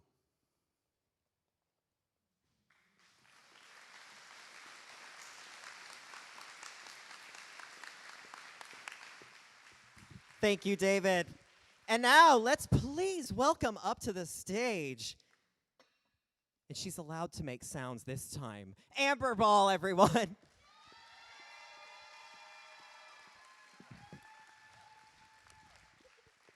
Hey, cuz. Hello, How you doing? Amber Balwa Amneshi. I'm Dako Bedede Shasta Murat Klamath, and I'm a citizen of the Confederated Tribes of Siletz Indians. We're cousins. We're cousins. We're cousins. We're cousins. But what's Yeah. wild about placekeeping and never getting in the same room is we actually met at a buffet line in New York City. Yeah. What? Like full Carla Rossi makeup. You just got off stage, and my mom and I came up and we're like, we're Siletz too. And Anthony was like mid taco bite and was like, yeah, I was like, I like black beans. Like, what? Yeah, so that's the beauty of it. And now look at us. Yeah. I've had surgical enhancements, and you're an amazing playwright. It balances out. And on what was this in May? There was something happening in May. May of next year, May 23rd. I'm feeling it in the ether. It's 2026. 2026. May happened already this year. May already happened this year. So Yeah. May 2026. There's something at the Winningstad Theater. Yes. And it's something that you and I are doing? Yes, we are. What? Can Yeah. you tell us more? Okay. We're doing a show together. Yeah. Yeah. We're excited. It's pretty much our first time showing theater ourselves in Oregon. Like, we get brought out of state to do our work, and that's also kind of why the importance of this is happening tonight. We get to showcase work that we're here, we're doing it, and we do the work collaboratively too. Like, when we know when we aren't getting hired. So it's just It's so exciting because it's like, oh, okay, I'm a theater in Portland. I should maybe, do something with that DEI money that we used to have. Let's fly in a bunch of natives from New York to do something. Yeah. But what? They never come to us, Amber. Yeah. Well, guess what? We're coming to you. Yeah. That's my cousin. May 23rd, we're going to be presenting a night called Hella Indian. N-D-N. It's like PDX Indian Theater presents Oregon Native Theater. PDX Indian Theater, it's literally what we've been putting on the applications, Yeah. and people think we're crazy, and so they're just giving us money. So Yeah. it's great. Yeah. It's great. But we're going to be presenting a couple plays, and we're going to be working with artists and actors that are from here, as well as a couple people from elsewhere, too. And we're going to be presenting, among them, something we're going to see tonight. Yes, Finding Bigfoot. It's a very silly, absurdist comedy that I created. One, because I just love our communities. I love the love we share, the laughter that we share. And that's really what I wanted to share with all of our communities. It's just we can feel it together, the wellness, the kinship, and also what's so beautiful is just healing our hearts together. That's really what this play is about, healing your inner child, and that's why it was so important to me. And I just also want to shout out, we have Siletz folks at the front too. Big shout out to our Siletz community. Yes, I was like, that's really who I created this play for, so it makes me happy to see you here. And in the play, we have Athena Relatos, who's Siletz. We have Jay Viles, who's also Siletz. Yeah, and we have Stude, who plays our adopted cutie BIPOC member, because that's also how we make our family. So shout out Stude and Tristan. Where are you? Over there. Yeah. So I approached them and I was like, do you want to do a staged reading? Do you know what stage readings are? It's where you like have your music stand, chairs, and you just read it out loud. That's originally what we were going to do, but we started rehearsals kind of this last week and we staged it. So this is what we're going to do. You're going to see scripts tonight. You're going to see like a workshop production style of it. So you might see people drop props or pages might slip, but that's really the fun part of it. You just get to see the workshop-esque presentation. So with that in mind, thank you all so much for coming. Thank you so much for sharing space. Make some noise for my lovely, lovely, sweet actors. We present to you a scene from Finding Bigfoot. Thank you.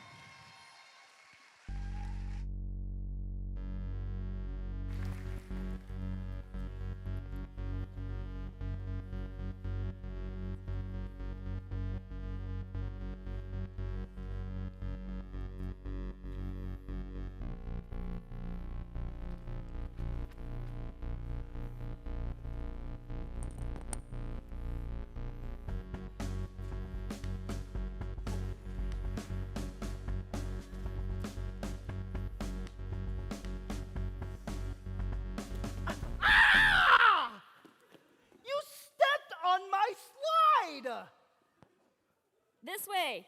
I see a clearing. Come on, Stude. Why'd you wear those? I told you we were going to the woods. I have sensitive feet. You know this. False alarm. Not a clearing.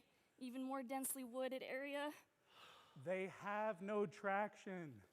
What if you injure yourself out here? You don't have health insurance, and IHS is not going to send a helicopter out to the woods. Well, they should, but it's fine. I brought protection, and I'm mentally prepared for any challenge we may face today. Therefore, I'm supercharged mentally, physically, spiritually, and... What was the last one? Emotionally? That doesn't sound like it. Okay, this is looking promising. No, it definitely is. I remember the pie graph from Culture Camp. Well, I remember the spirit chart from Wellness Warrior Youth Group. It's the same chart. When we attended Native Youth Decolonizing Movement, you know, healthy families, futures, basketball teams. I didn't attend that year. I went to Native Youth in Action, acting for the screen and decolonizing scripts for healthy future Hollywood representatives. We can't all be stars, I guess. Aha! I see it. Look, it's the clearing.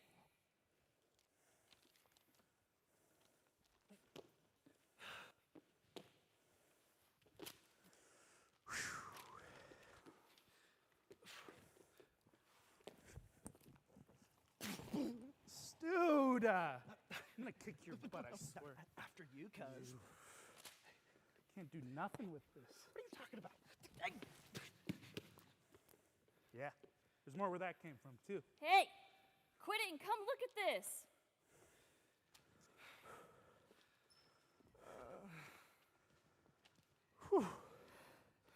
Wow, I can't believe we made it. Yeah, me either. Good work, team.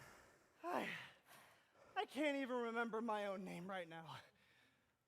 Do you have a real name, dude? Is this the spot, Sammy? I think so. I feel it might be.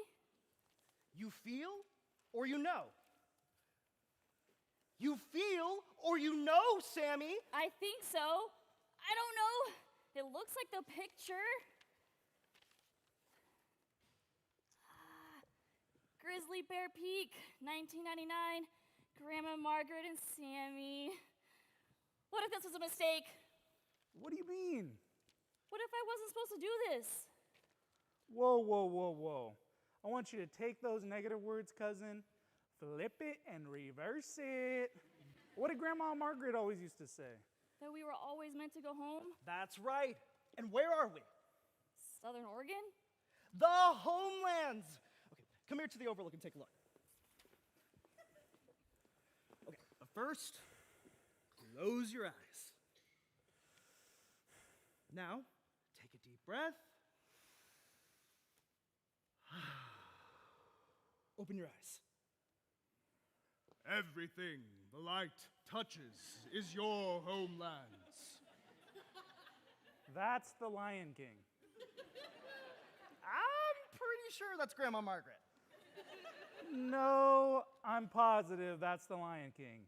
Mufasa says, "Everything the light touches, Simba, is our kingdom." And then Simba says, "But what about that shadowy place over there?" But what about that shadowy place over there? Elephant graveyard? Close. Medford.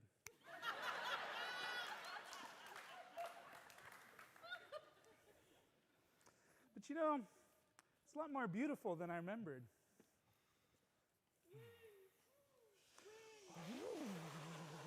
Did you feel that? It's the wind.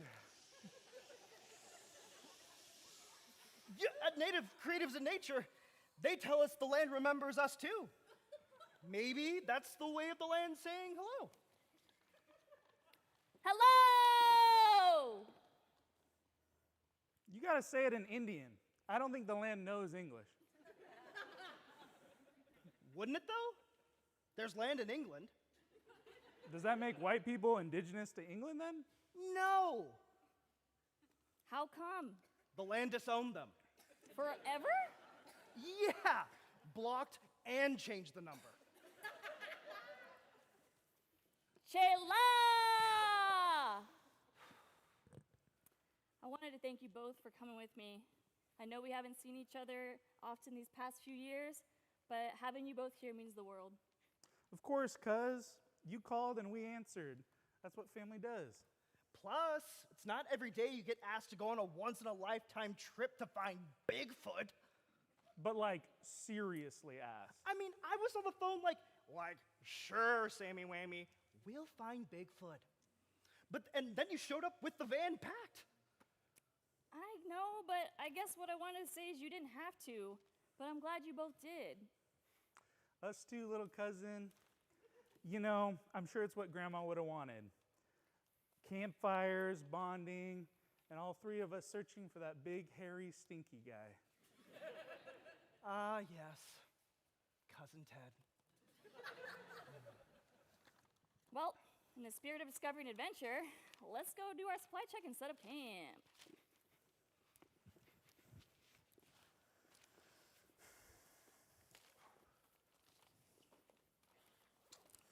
Okay. Essentials first. We got chips.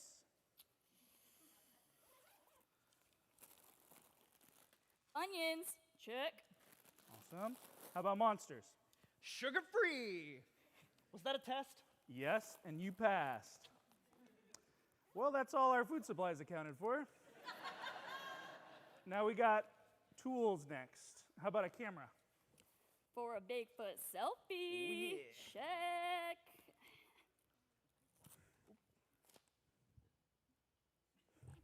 Booyah. Now the next thing on the list says fish pole. Fish pole? Fish pole! Fish pole. Wait, are we trying to catch Bigfoot? Was that not insinuated? I assumed it was a catch and release scenario. No. We're obviously not catching Bigfoot. We're finding. Why would we be finding? Nothing's lost. You can't catch Bigfoot. Ooh, that's an elder shame. Ooh, elder What? shame. No, elder shame on I'm you. telling Elder Wait, Auntie. so I was always grandma's it's favorite. I was always over. grandma's favorite. Oh, You can't say yeah, that. you got can't nothing say to that. say to that. You can't shame me. Okay, Elder okay, you shame. guys. Let's move on. Back to the list. I don't want to hurt Stu's feelings too much here. So next on the list, let's see here. Fire? Check. Awesome. Wood. All around us? Now safety. Check. Oh, wait. It died. Great. Next. Condoms? Who wrote condoms? Safety first. Protecting yourself protects one's community. Yeah, but we're cousins. Out here with Bigfoot? What's happening? I carry my beaded condom from culture camp.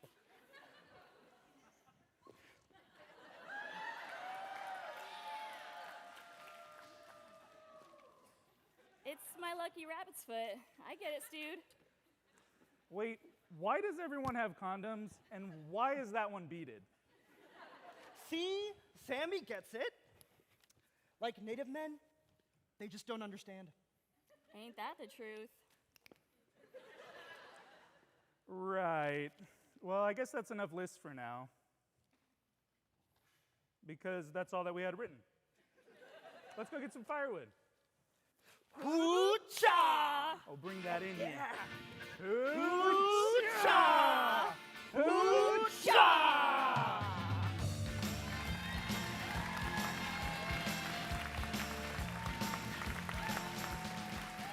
Ooh.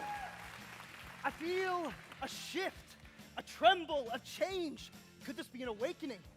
dare I say, a coming of age, a wind through the trees, the buzz of wildflowers and accompanying bees, a journey 3 cousins start, and ending. Did someone fart? Where was I? The path laid clear as we get to the start of... Okay. What is that?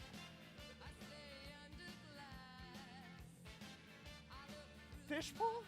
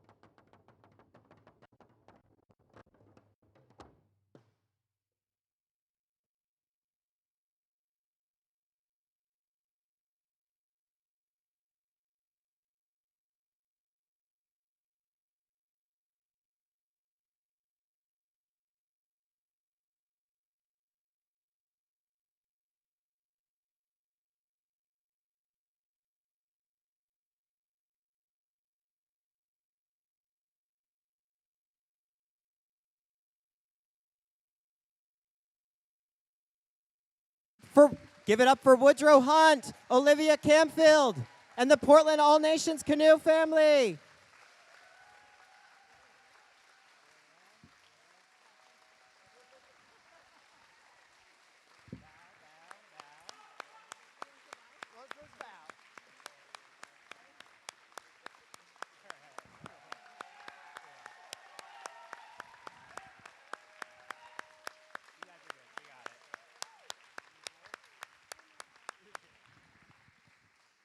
Okay, and now I want to get all of our artists that have taken part in tonight's evening on this stage. And Olivia, I'm coming for that touch lamp after this show. I will fight you. And to moderate a conversation with all of our presenters tonight, let's please introduce and welcome Trevino Brings Plenty.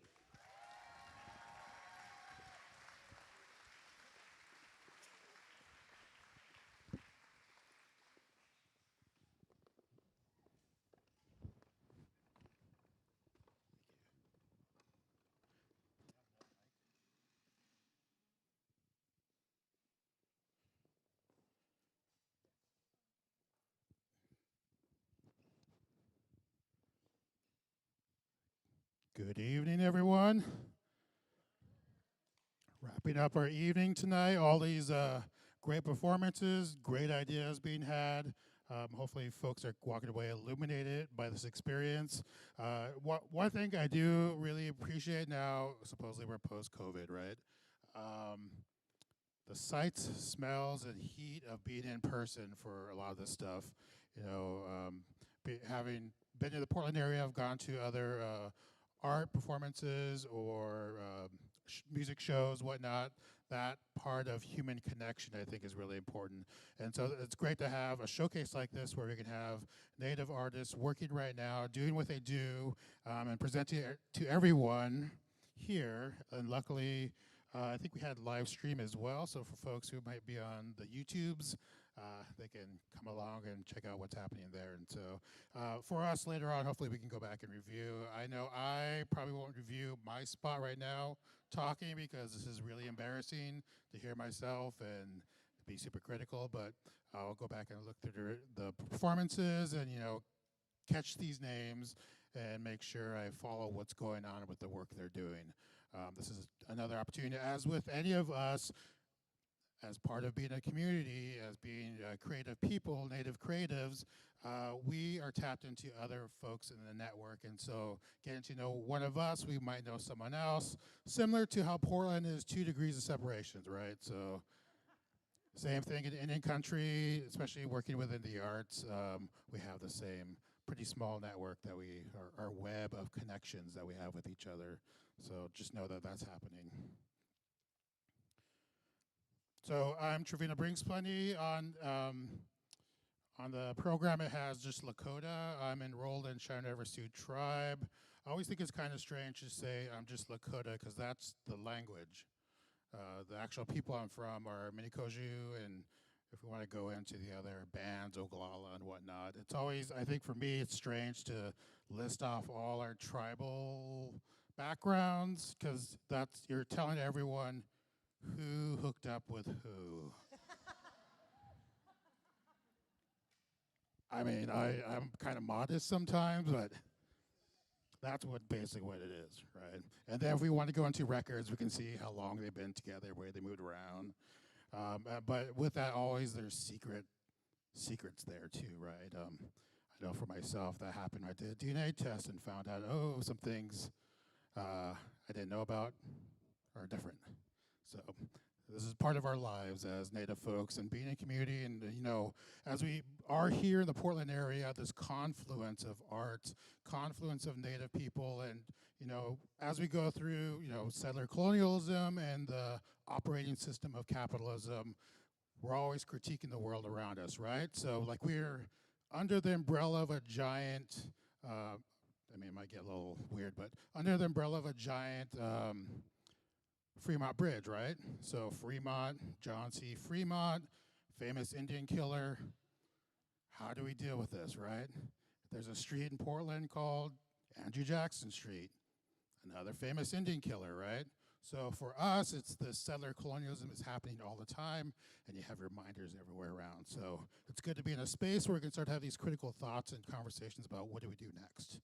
I know one thing I want to ask the panel, you know, we have themes that come out, and sometimes either it's branding, marketing, or just maybe even cliches. So a few times here, time and memorial. Oral histories, this idea of storytelling. I mean, we create videos, we create plays, we create music, we're moving stuff around. Sometimes it makes me wonder, like I always think about what does time and memorial really mean, right? Like, can you really conceptualize what that may mean? I can go back as far as 3 generations to my grandmother, grandparents, and their grandparents maybe, but you know, time and memorial is a pretty long time. So I often think in these spaces here, like what other people may hear time and memorial, non-native folks are not used to this kind of language. What does that also mean for them? So one idea, how do you may think about our branding, marketing, we all get under this umbrella of Native American, American Indian, and also with that Indigenous, right? What does that mean for us to say we're Indigenous? It's a move away from actually saying we're the colonization or settler colonialism, but it's actually Indigenous. The actual usage is for the colonized folks, right? So we can't really separate and clean it up that way, even though we're moving away from saying Indian, as which we had in the play, right? In the letter N, the letter D, the letter N, Indian. And so we have these things that work with us.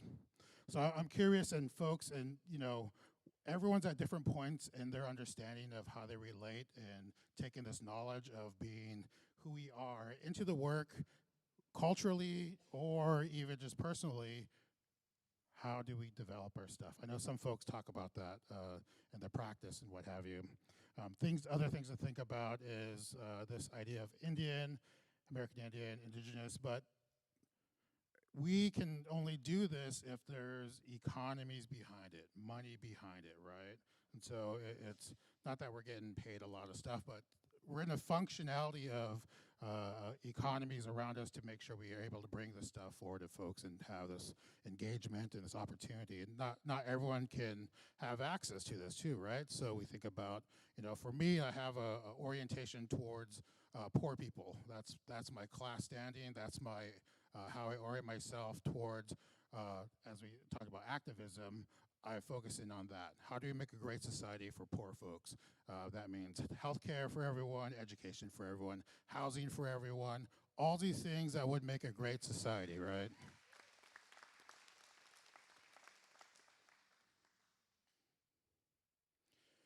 And in thinking about our Indigenous work, especially within art, we can talk about the role it may have in gentrification, right? So we can talk about art wash.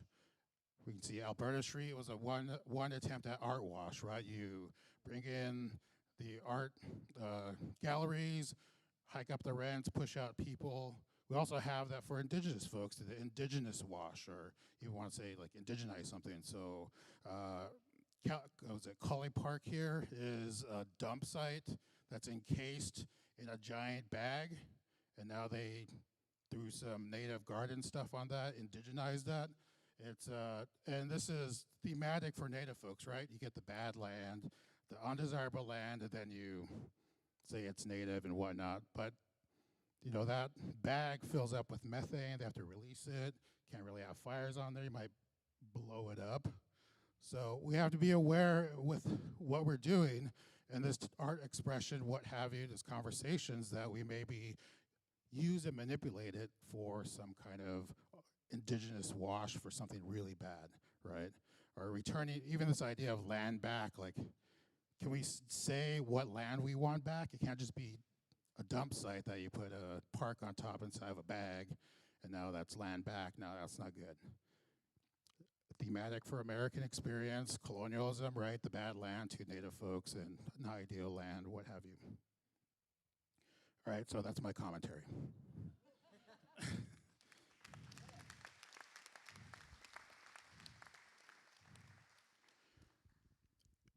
It's interesting, at one point do we become self-aware? A question for everyone here is, at what age did you actually come to terms with being Indian? I'll use the term Indian.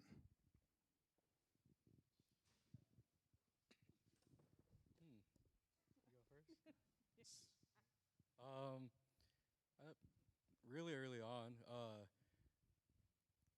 thanks to like racism and stuff like that in school, dealing with that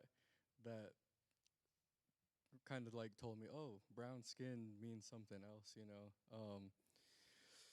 I'm not just a human, even though I'm just a human, but yeah, that's probably around then.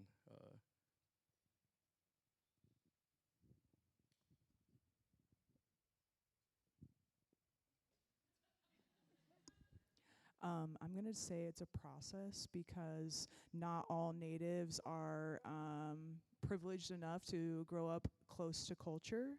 And so some of us grow up in cities, some of us grow up away from community, and we make our way back and heal our identity through time and community and dedication to learning about culture. So I feel very privileged to have grown up in my homelands and have proximity to those things, but also growing up in a world that tells you Indians only wear fringe and feathers and not fitting stereotypes and all that stuff. Like, identity is very complicated for Native people, I think, because the world has so many opinions on what we are supposed to be. So, yeah, I think it's an ongoing process. I think I'm going to jump on to that and say that for me, the experience is sort of navigating audiences and outside, like, non-native community, understanding me as Indian, you know?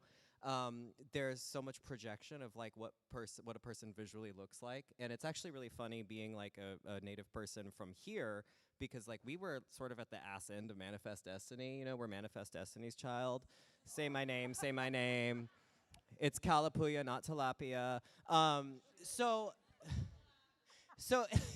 it's this weird thing of trying to like when I first did my show Looking for Tiger Lily, which is 10 years old next year. Don't cheer for me getting old and dying. Thanks, queers. Like when I made that show, I was doing all this press for it, and people kept saying this thing of like, Anthony's exploring his native heritage. And I'm like, no, it's not native heritage. I am native. Like, stop projecting this idea of me trying to reach back towards like my Buffy St. Marie grandma or whatever. Like, cause it's all shit. So anyway, that's me.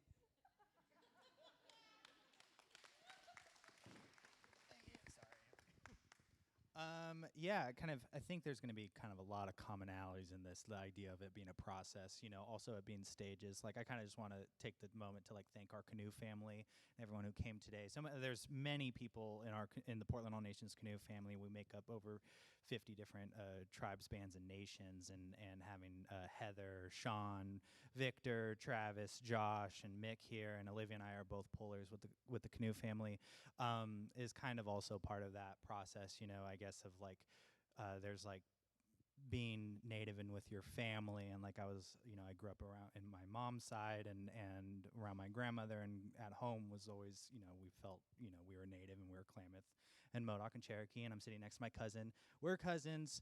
We're not cousins, but you know, we're cousins. Yeah. Yeah. But then kind of also growing up too, and then being in community, and you know, being part of the canoe family and being in relations with other nations and communities, and acknowledging territory and travel, and like David was talking about too, that what is family and home, but also, you know, community and relations. And so I think that's part of it too, is that process, is that those stages of relations.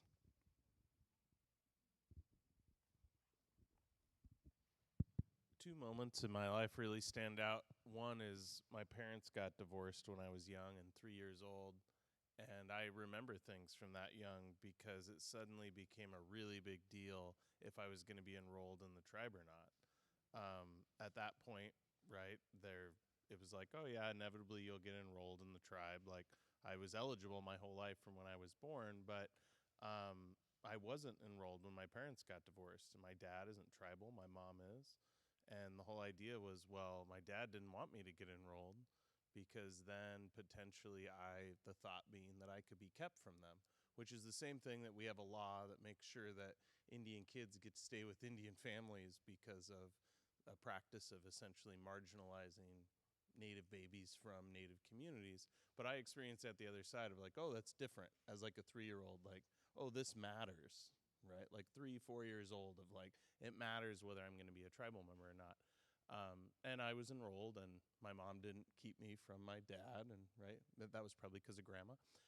The other point that was really memorable, I knew that I was a tribal member, but I walked into college and I got assigned an advisor who was the Native history person. And I walked in the door and he looked at me and he recognized the high school cross-country shirt that I had on, and he knew who his advisee was, and he repeated my family history back to me, 7 generations, and it was an oh shit moment. Like, not only do I know who I am, but who I am, like, matters in the eyes of this academic person who I have no idea who it was, and was definitely not expecting it to be, like, read into those spaces. Those are 2 probably the most powerful moments.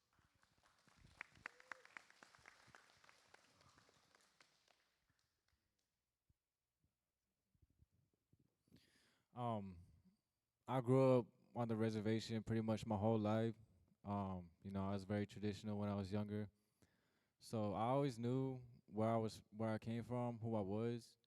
But it wasn't up until recently that I faced backlash, figuring out who I really am.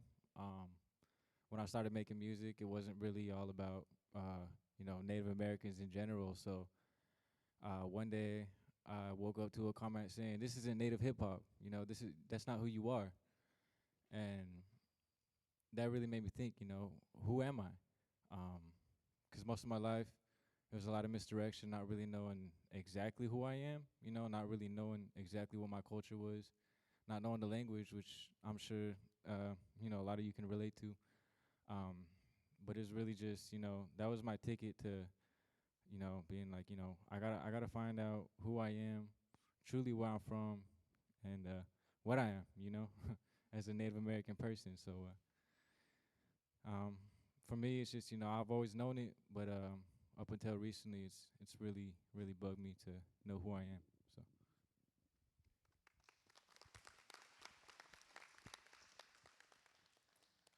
So I want to say I knew really young, but I really knew the moment that my family put regalia on me and I danced when I was really, really young. I was about 4 years old, and my family, we were at powwow in Siletz, and I danced. And that was kind of the turning moment where I was doing something different than anything I had experienced. And I looked around, all around me, and I saw all this regalia and all these people dancing different dances. And I want to shout out my sister, Savannah Relatas, and my cousin Jada, because they started a borrowing regalia closet, and they go to all the different powwows, and it's incredibly powerful because it helps a lot of us that are disconnected, don't have regalia being passed down to us because it's incredibly expensive, or like the families that carry the regalia. And they made it accessible by having a lot of folks bring regalia that are donating, and they make a ton of regalia. My sister has been crafting, and my cousin been crafting, making all this regalia so that other young kids can experience that moment where they feel they're in the culture and they're practicing it. Because that truly is what it is like being Native, is being in the culture and doing things that we're, our songs, our dance, our ceremonies. But also, if you're disconnected, you're still Native, but it's that moment that you really know that there's something different about just walking amongst a settler colonial world in a white world versus experiencing your traditions and your culture. So that was it for me.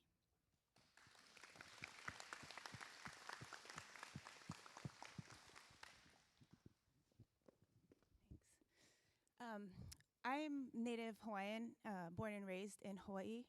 So I was, like a lot of you, kind of raised around my culture and kind of knew who I was. But it wasn't until I moved here to Portland that I started getting really angry about how our people were treated and thought about our culture. And it wasn't until I was adopted by this beautiful community that I started really seeing value in the work I did as an Indigenous artist. So being accepted by the Native community here really pushed me to and validated my voice and the work that I do. So thank you all. I feel really special to be here, by the way.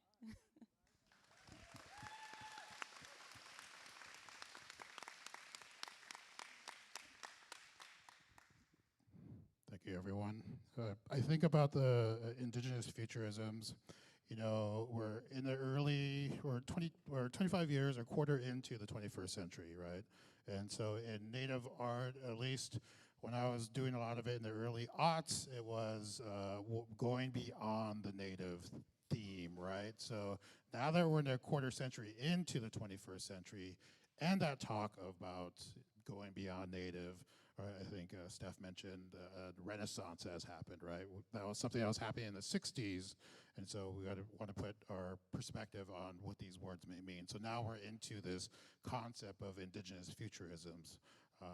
For folks here, is this, I mean, we have the, what can be ideological difference or framework of 7 generations, at least for me as a Plains Lakota, we have that in our philosophical epistemologies or whatever that is, even our ontology, what that may be. But for folks here and what you do right now, thinking of an audience, are you also thinking about the next generation that's coming after you? I'm Gen X, so, you know, I'm starting to enter into the elder stage with the gray hair and bifocals, what have you, whatnot.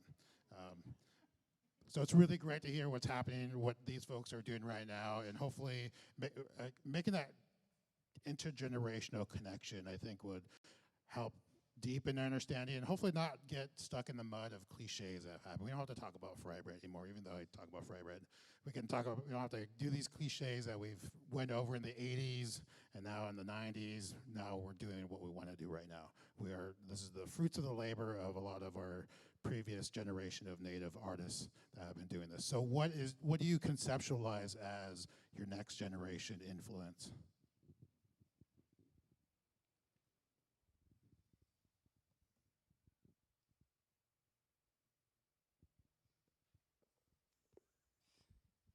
I guess I'll go. All right.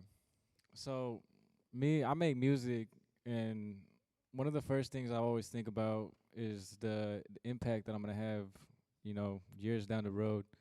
I know when I started making music, you know, it's gonna be on the internet. It's gonna live forever. Generations down the road can see this forever. So, I try to bring positivity. You know, I see a positive future for everyone. You know, I hope to see real change, even if it's just from my words. You know, we all got words to say, but I just hope my words can really make a change.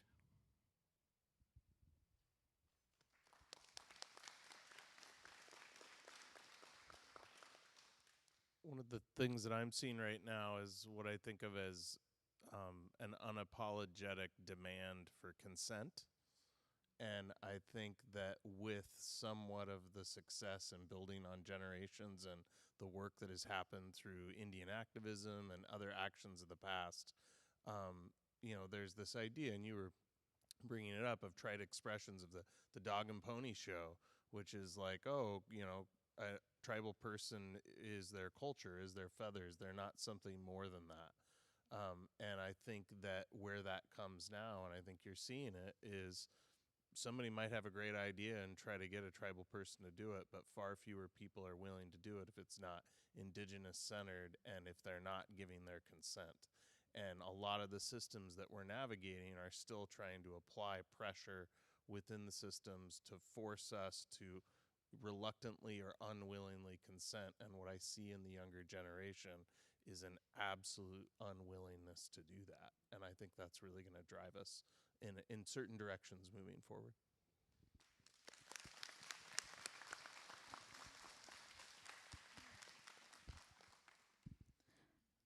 With Wanawai-Tiklama, that is our whole vision. We are the future, the youth are our future, and we are going to have to depend on them. We are the future elders. And within our programming, it's to build a connection back to our homelands. It's to get them to care for our rivers. It's hard to fight for something and advocate for something that you don't have a connection with, that you don't care for. So through our boats, we are doing that. And my whole programming work right now is to empower our youth into future stewardship of our homelands. And with the role that I play within the nonprofit, it's to have them carry on.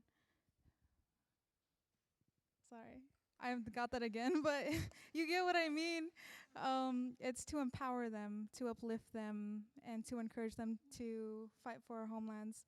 As you all know, it is getting scary right now with bills and rights and laws, but that's where I stand with that question. Sorry.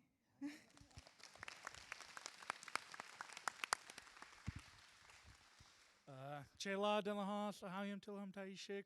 My name's Jay Viles, and I'm thinking about Indigenous futurism. The future, it looks great. I'm excited about things. I think that what I've seen in my lifetime is people in Oregon are understanding, oh, Native people exist, right? Which is a huge win. For a long time, we haven't been there. And I think that's a win, right? But the next follow through with that, the next step is I want everyone here to learn about the land that they occupy. I want you to make a concerted effort to learn about the histories of the land that you occupy. And I think that because there's been a heavily concerted effort for the past 150 years trying to erase that history. And we can't let that die. We got to learn that history. And I think that once more people understand that and learn that, more positive change can be affected in the future in a really good way. And so that's my homework that I'm giving everyone tonight. So.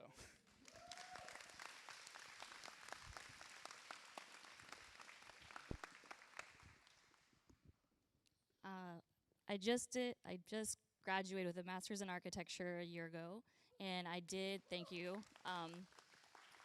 I did my thesis project on Indigenous futurism, and during that investigation, I kind of, I'm thinking, all right, buildings, I'm doing architecture, that's what I'm going to school for. But I ultimately landed on not doing a building, and I instead daylit a stream going all through downtown Portland. And to me, what it meant to be for the future was really that time isn't linear, and it is connected to our past and our present. And for me, Indigenous futurism was really, in the literal sense of land back, to honor our relatives, which is the water and the land, and our paths that are here underneath buildings and concrete, and to restore a lot of our traditions by understanding our first foods and having clean water, having the place where our salmon relatives have gone for super long time, and now they're threatened. So for me, it was really not a building, and it was a project of honoring the land and the relatives that are not human kin, but also are human kin, to make a place for community. So that would be sick if it was realized in real life, but that was my project. And yeah, land back.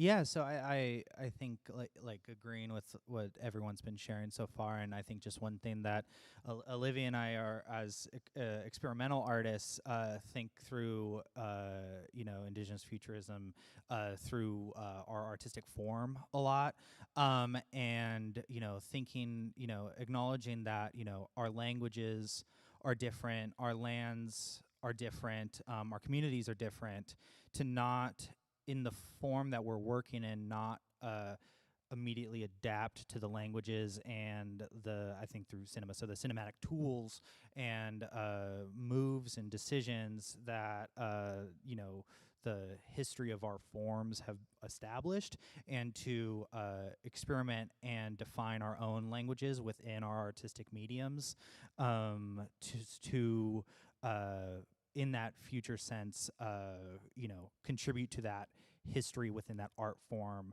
and establish these new languages and develop that within community and with alongside other artists as well. So I think that's something that we think about in that experimentation towards the future.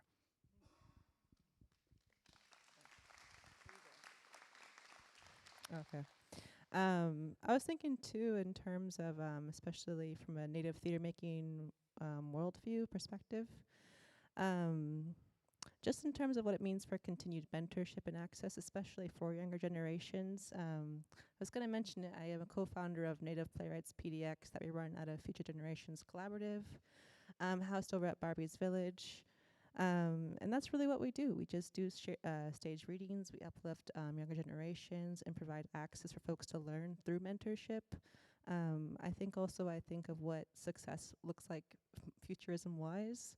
To me, it's not really also showing plays that might be in, larger theaters, repertory areas. But also it's just my goals is just being at Barbie's Village, being in our community spaces, community places where these stories resonate most. I think that's what's most important to me too, and is a continued path of what I want for younger folks to see. So I'm not sure if it's a complete thought, but just part of one maybe.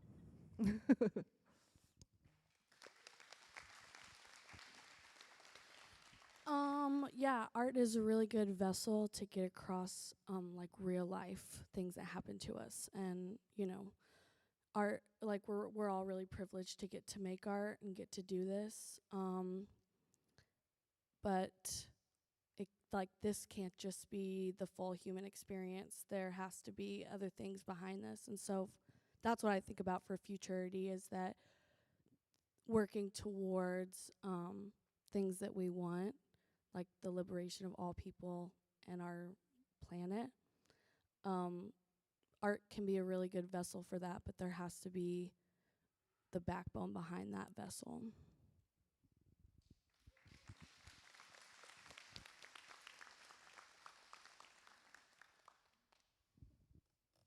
Thank you, everyone. All right. I think we'll start wrapping up.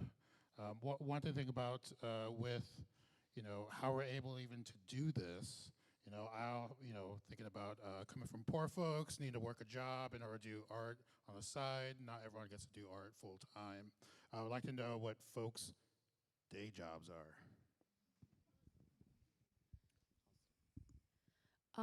I am unemployed. I live off the graciousness of other people. I'm a MFA student in art right now at Bard College, and I've been lucky enough to not have like a real job for a while. I've been able to be a farmer. I've been able to work in that way. But I've mostly worked in bars and landscaping to get paid. And I would really like to be really cool to make actual money, doing art and stuff. And that's what this is my first try at a college.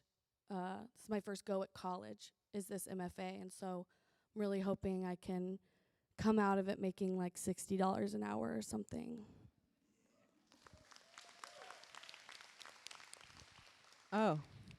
So I work at Native Arts and Cultures Foundation. We are based here in Portland, Oregon.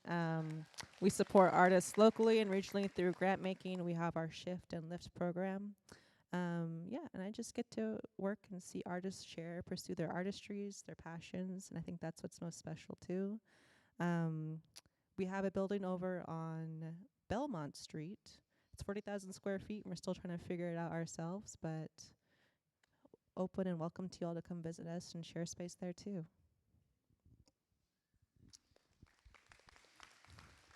I have a couple jobs. I work at Open Signal, which is our cable access station on MLK. I do fundraising and communications part-time with them. It's pretty fun to work in TV. And I also work at Confluence. I've actually been freelancing with Confluence. Heather Heather got me into Confluence, and actually I got Heather into Confluence. Heather got me into Canoe Family, and I got Heather into Confluence. But I was working at, I was freelancing with Confluence for a very long time, and just were some of the best people to work with. So I'm very glad that I can be on part-time to continue the story archiving and working with Indigenous people and the large ecosystem of the Columbia River, and record stories and sorry, it's getting late. I'm like, yeah, and then just other freelance film stuff. So.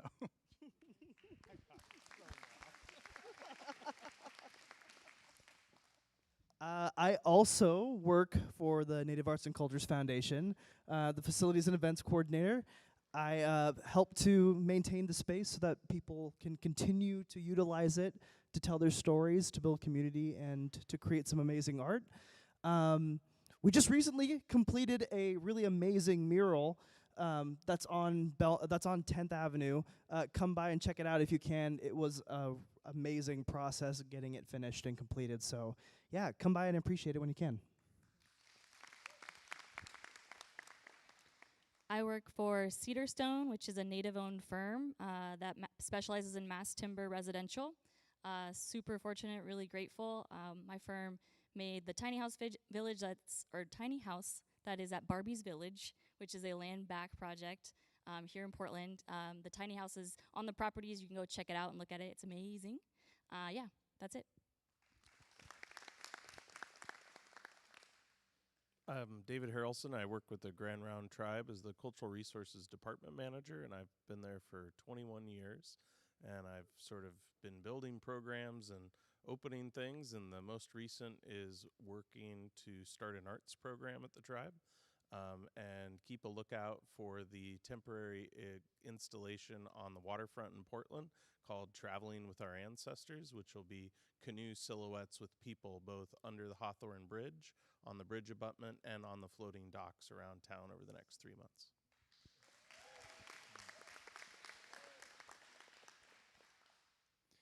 My name is Ronald Kalema.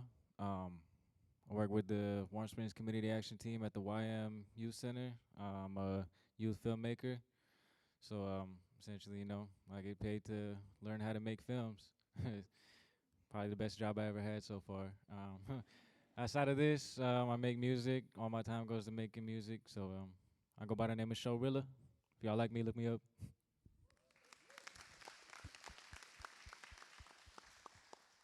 My name is Kiana Allen. I am the co-founder of Wanawaitikilama. I do the fun work like admin and logistical planning and looking for grants. If you guys have any resources to funding or may have an idea where some is, y'all come hit me up. Come find me. Outside of that, I am a contractor worker, so I do like films for other orgs and like basket weaving classes, so come hit me up for that as well. But yeah, that's me. My nervous breakdown of the last 5 to 8 years might disagree with this statement. However, I feel very blessed to be a full-time artist and writer. But in addition to that, I also have another full-time job. It's my health insurance job, but it's also a job that I love, where I'm a film programmer at the Hollywood Theater. So I just get to be a kid with a giant TV and a VCR, and I just get to put on whatever the hell I want. And it's great. So take breaks, everyone. It's important. I had to work in the corporate world for a really long time and worked in offices. I was a tech writer for Intel for a really long time, and just in the last 4 to 5 years have reached able to support myself status on my art, and so I'm very privileged at this moment. Yes. But just so you know, Donald Trump is cutting off all funding and stuff. So keep supporting us even when the current regime isn't, because as my elders have reminded me many times that Indians fall in and out of favor, and people abandon us when these regimes take over, and we are no longer popular, but we are still here making our work and creating culture, and so we need your support no matter who's in office. So thank you. Howdy, y'all. I'm a student at Portland State University. I'm studying environmental science. For several years before that, I was on a prescribed and cultural fire crew called the Wagon Burners. And yeah, I am a big advocate for Native people tending their lands. So if you can get Native people to, if you can pay Native people to tend lands, do that.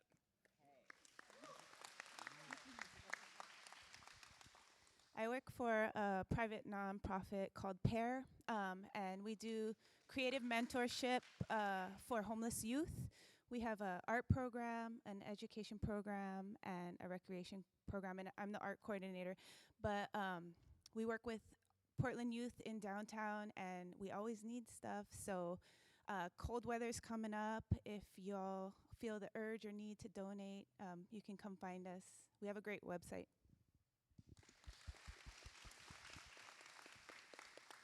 Just my photography, photo making, gets me by.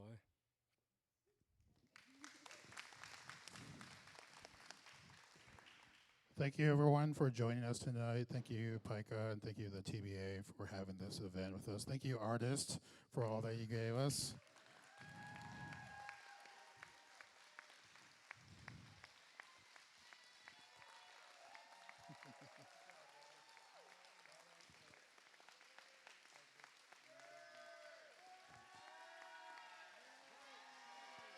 Here's Robert, brought us all together. Robert Franklin. For the artists here, we have an audience member that would like to give you a gift. Thank you, everyone.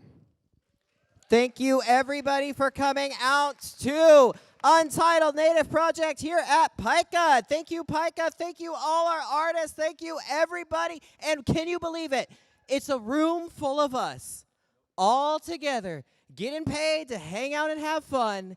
We all talked on microphones, and everyone clapped for everything we said, and we still ended on time. Hell yeah! Thank you all so much for coming out. Feel free to hang out with us until we leave.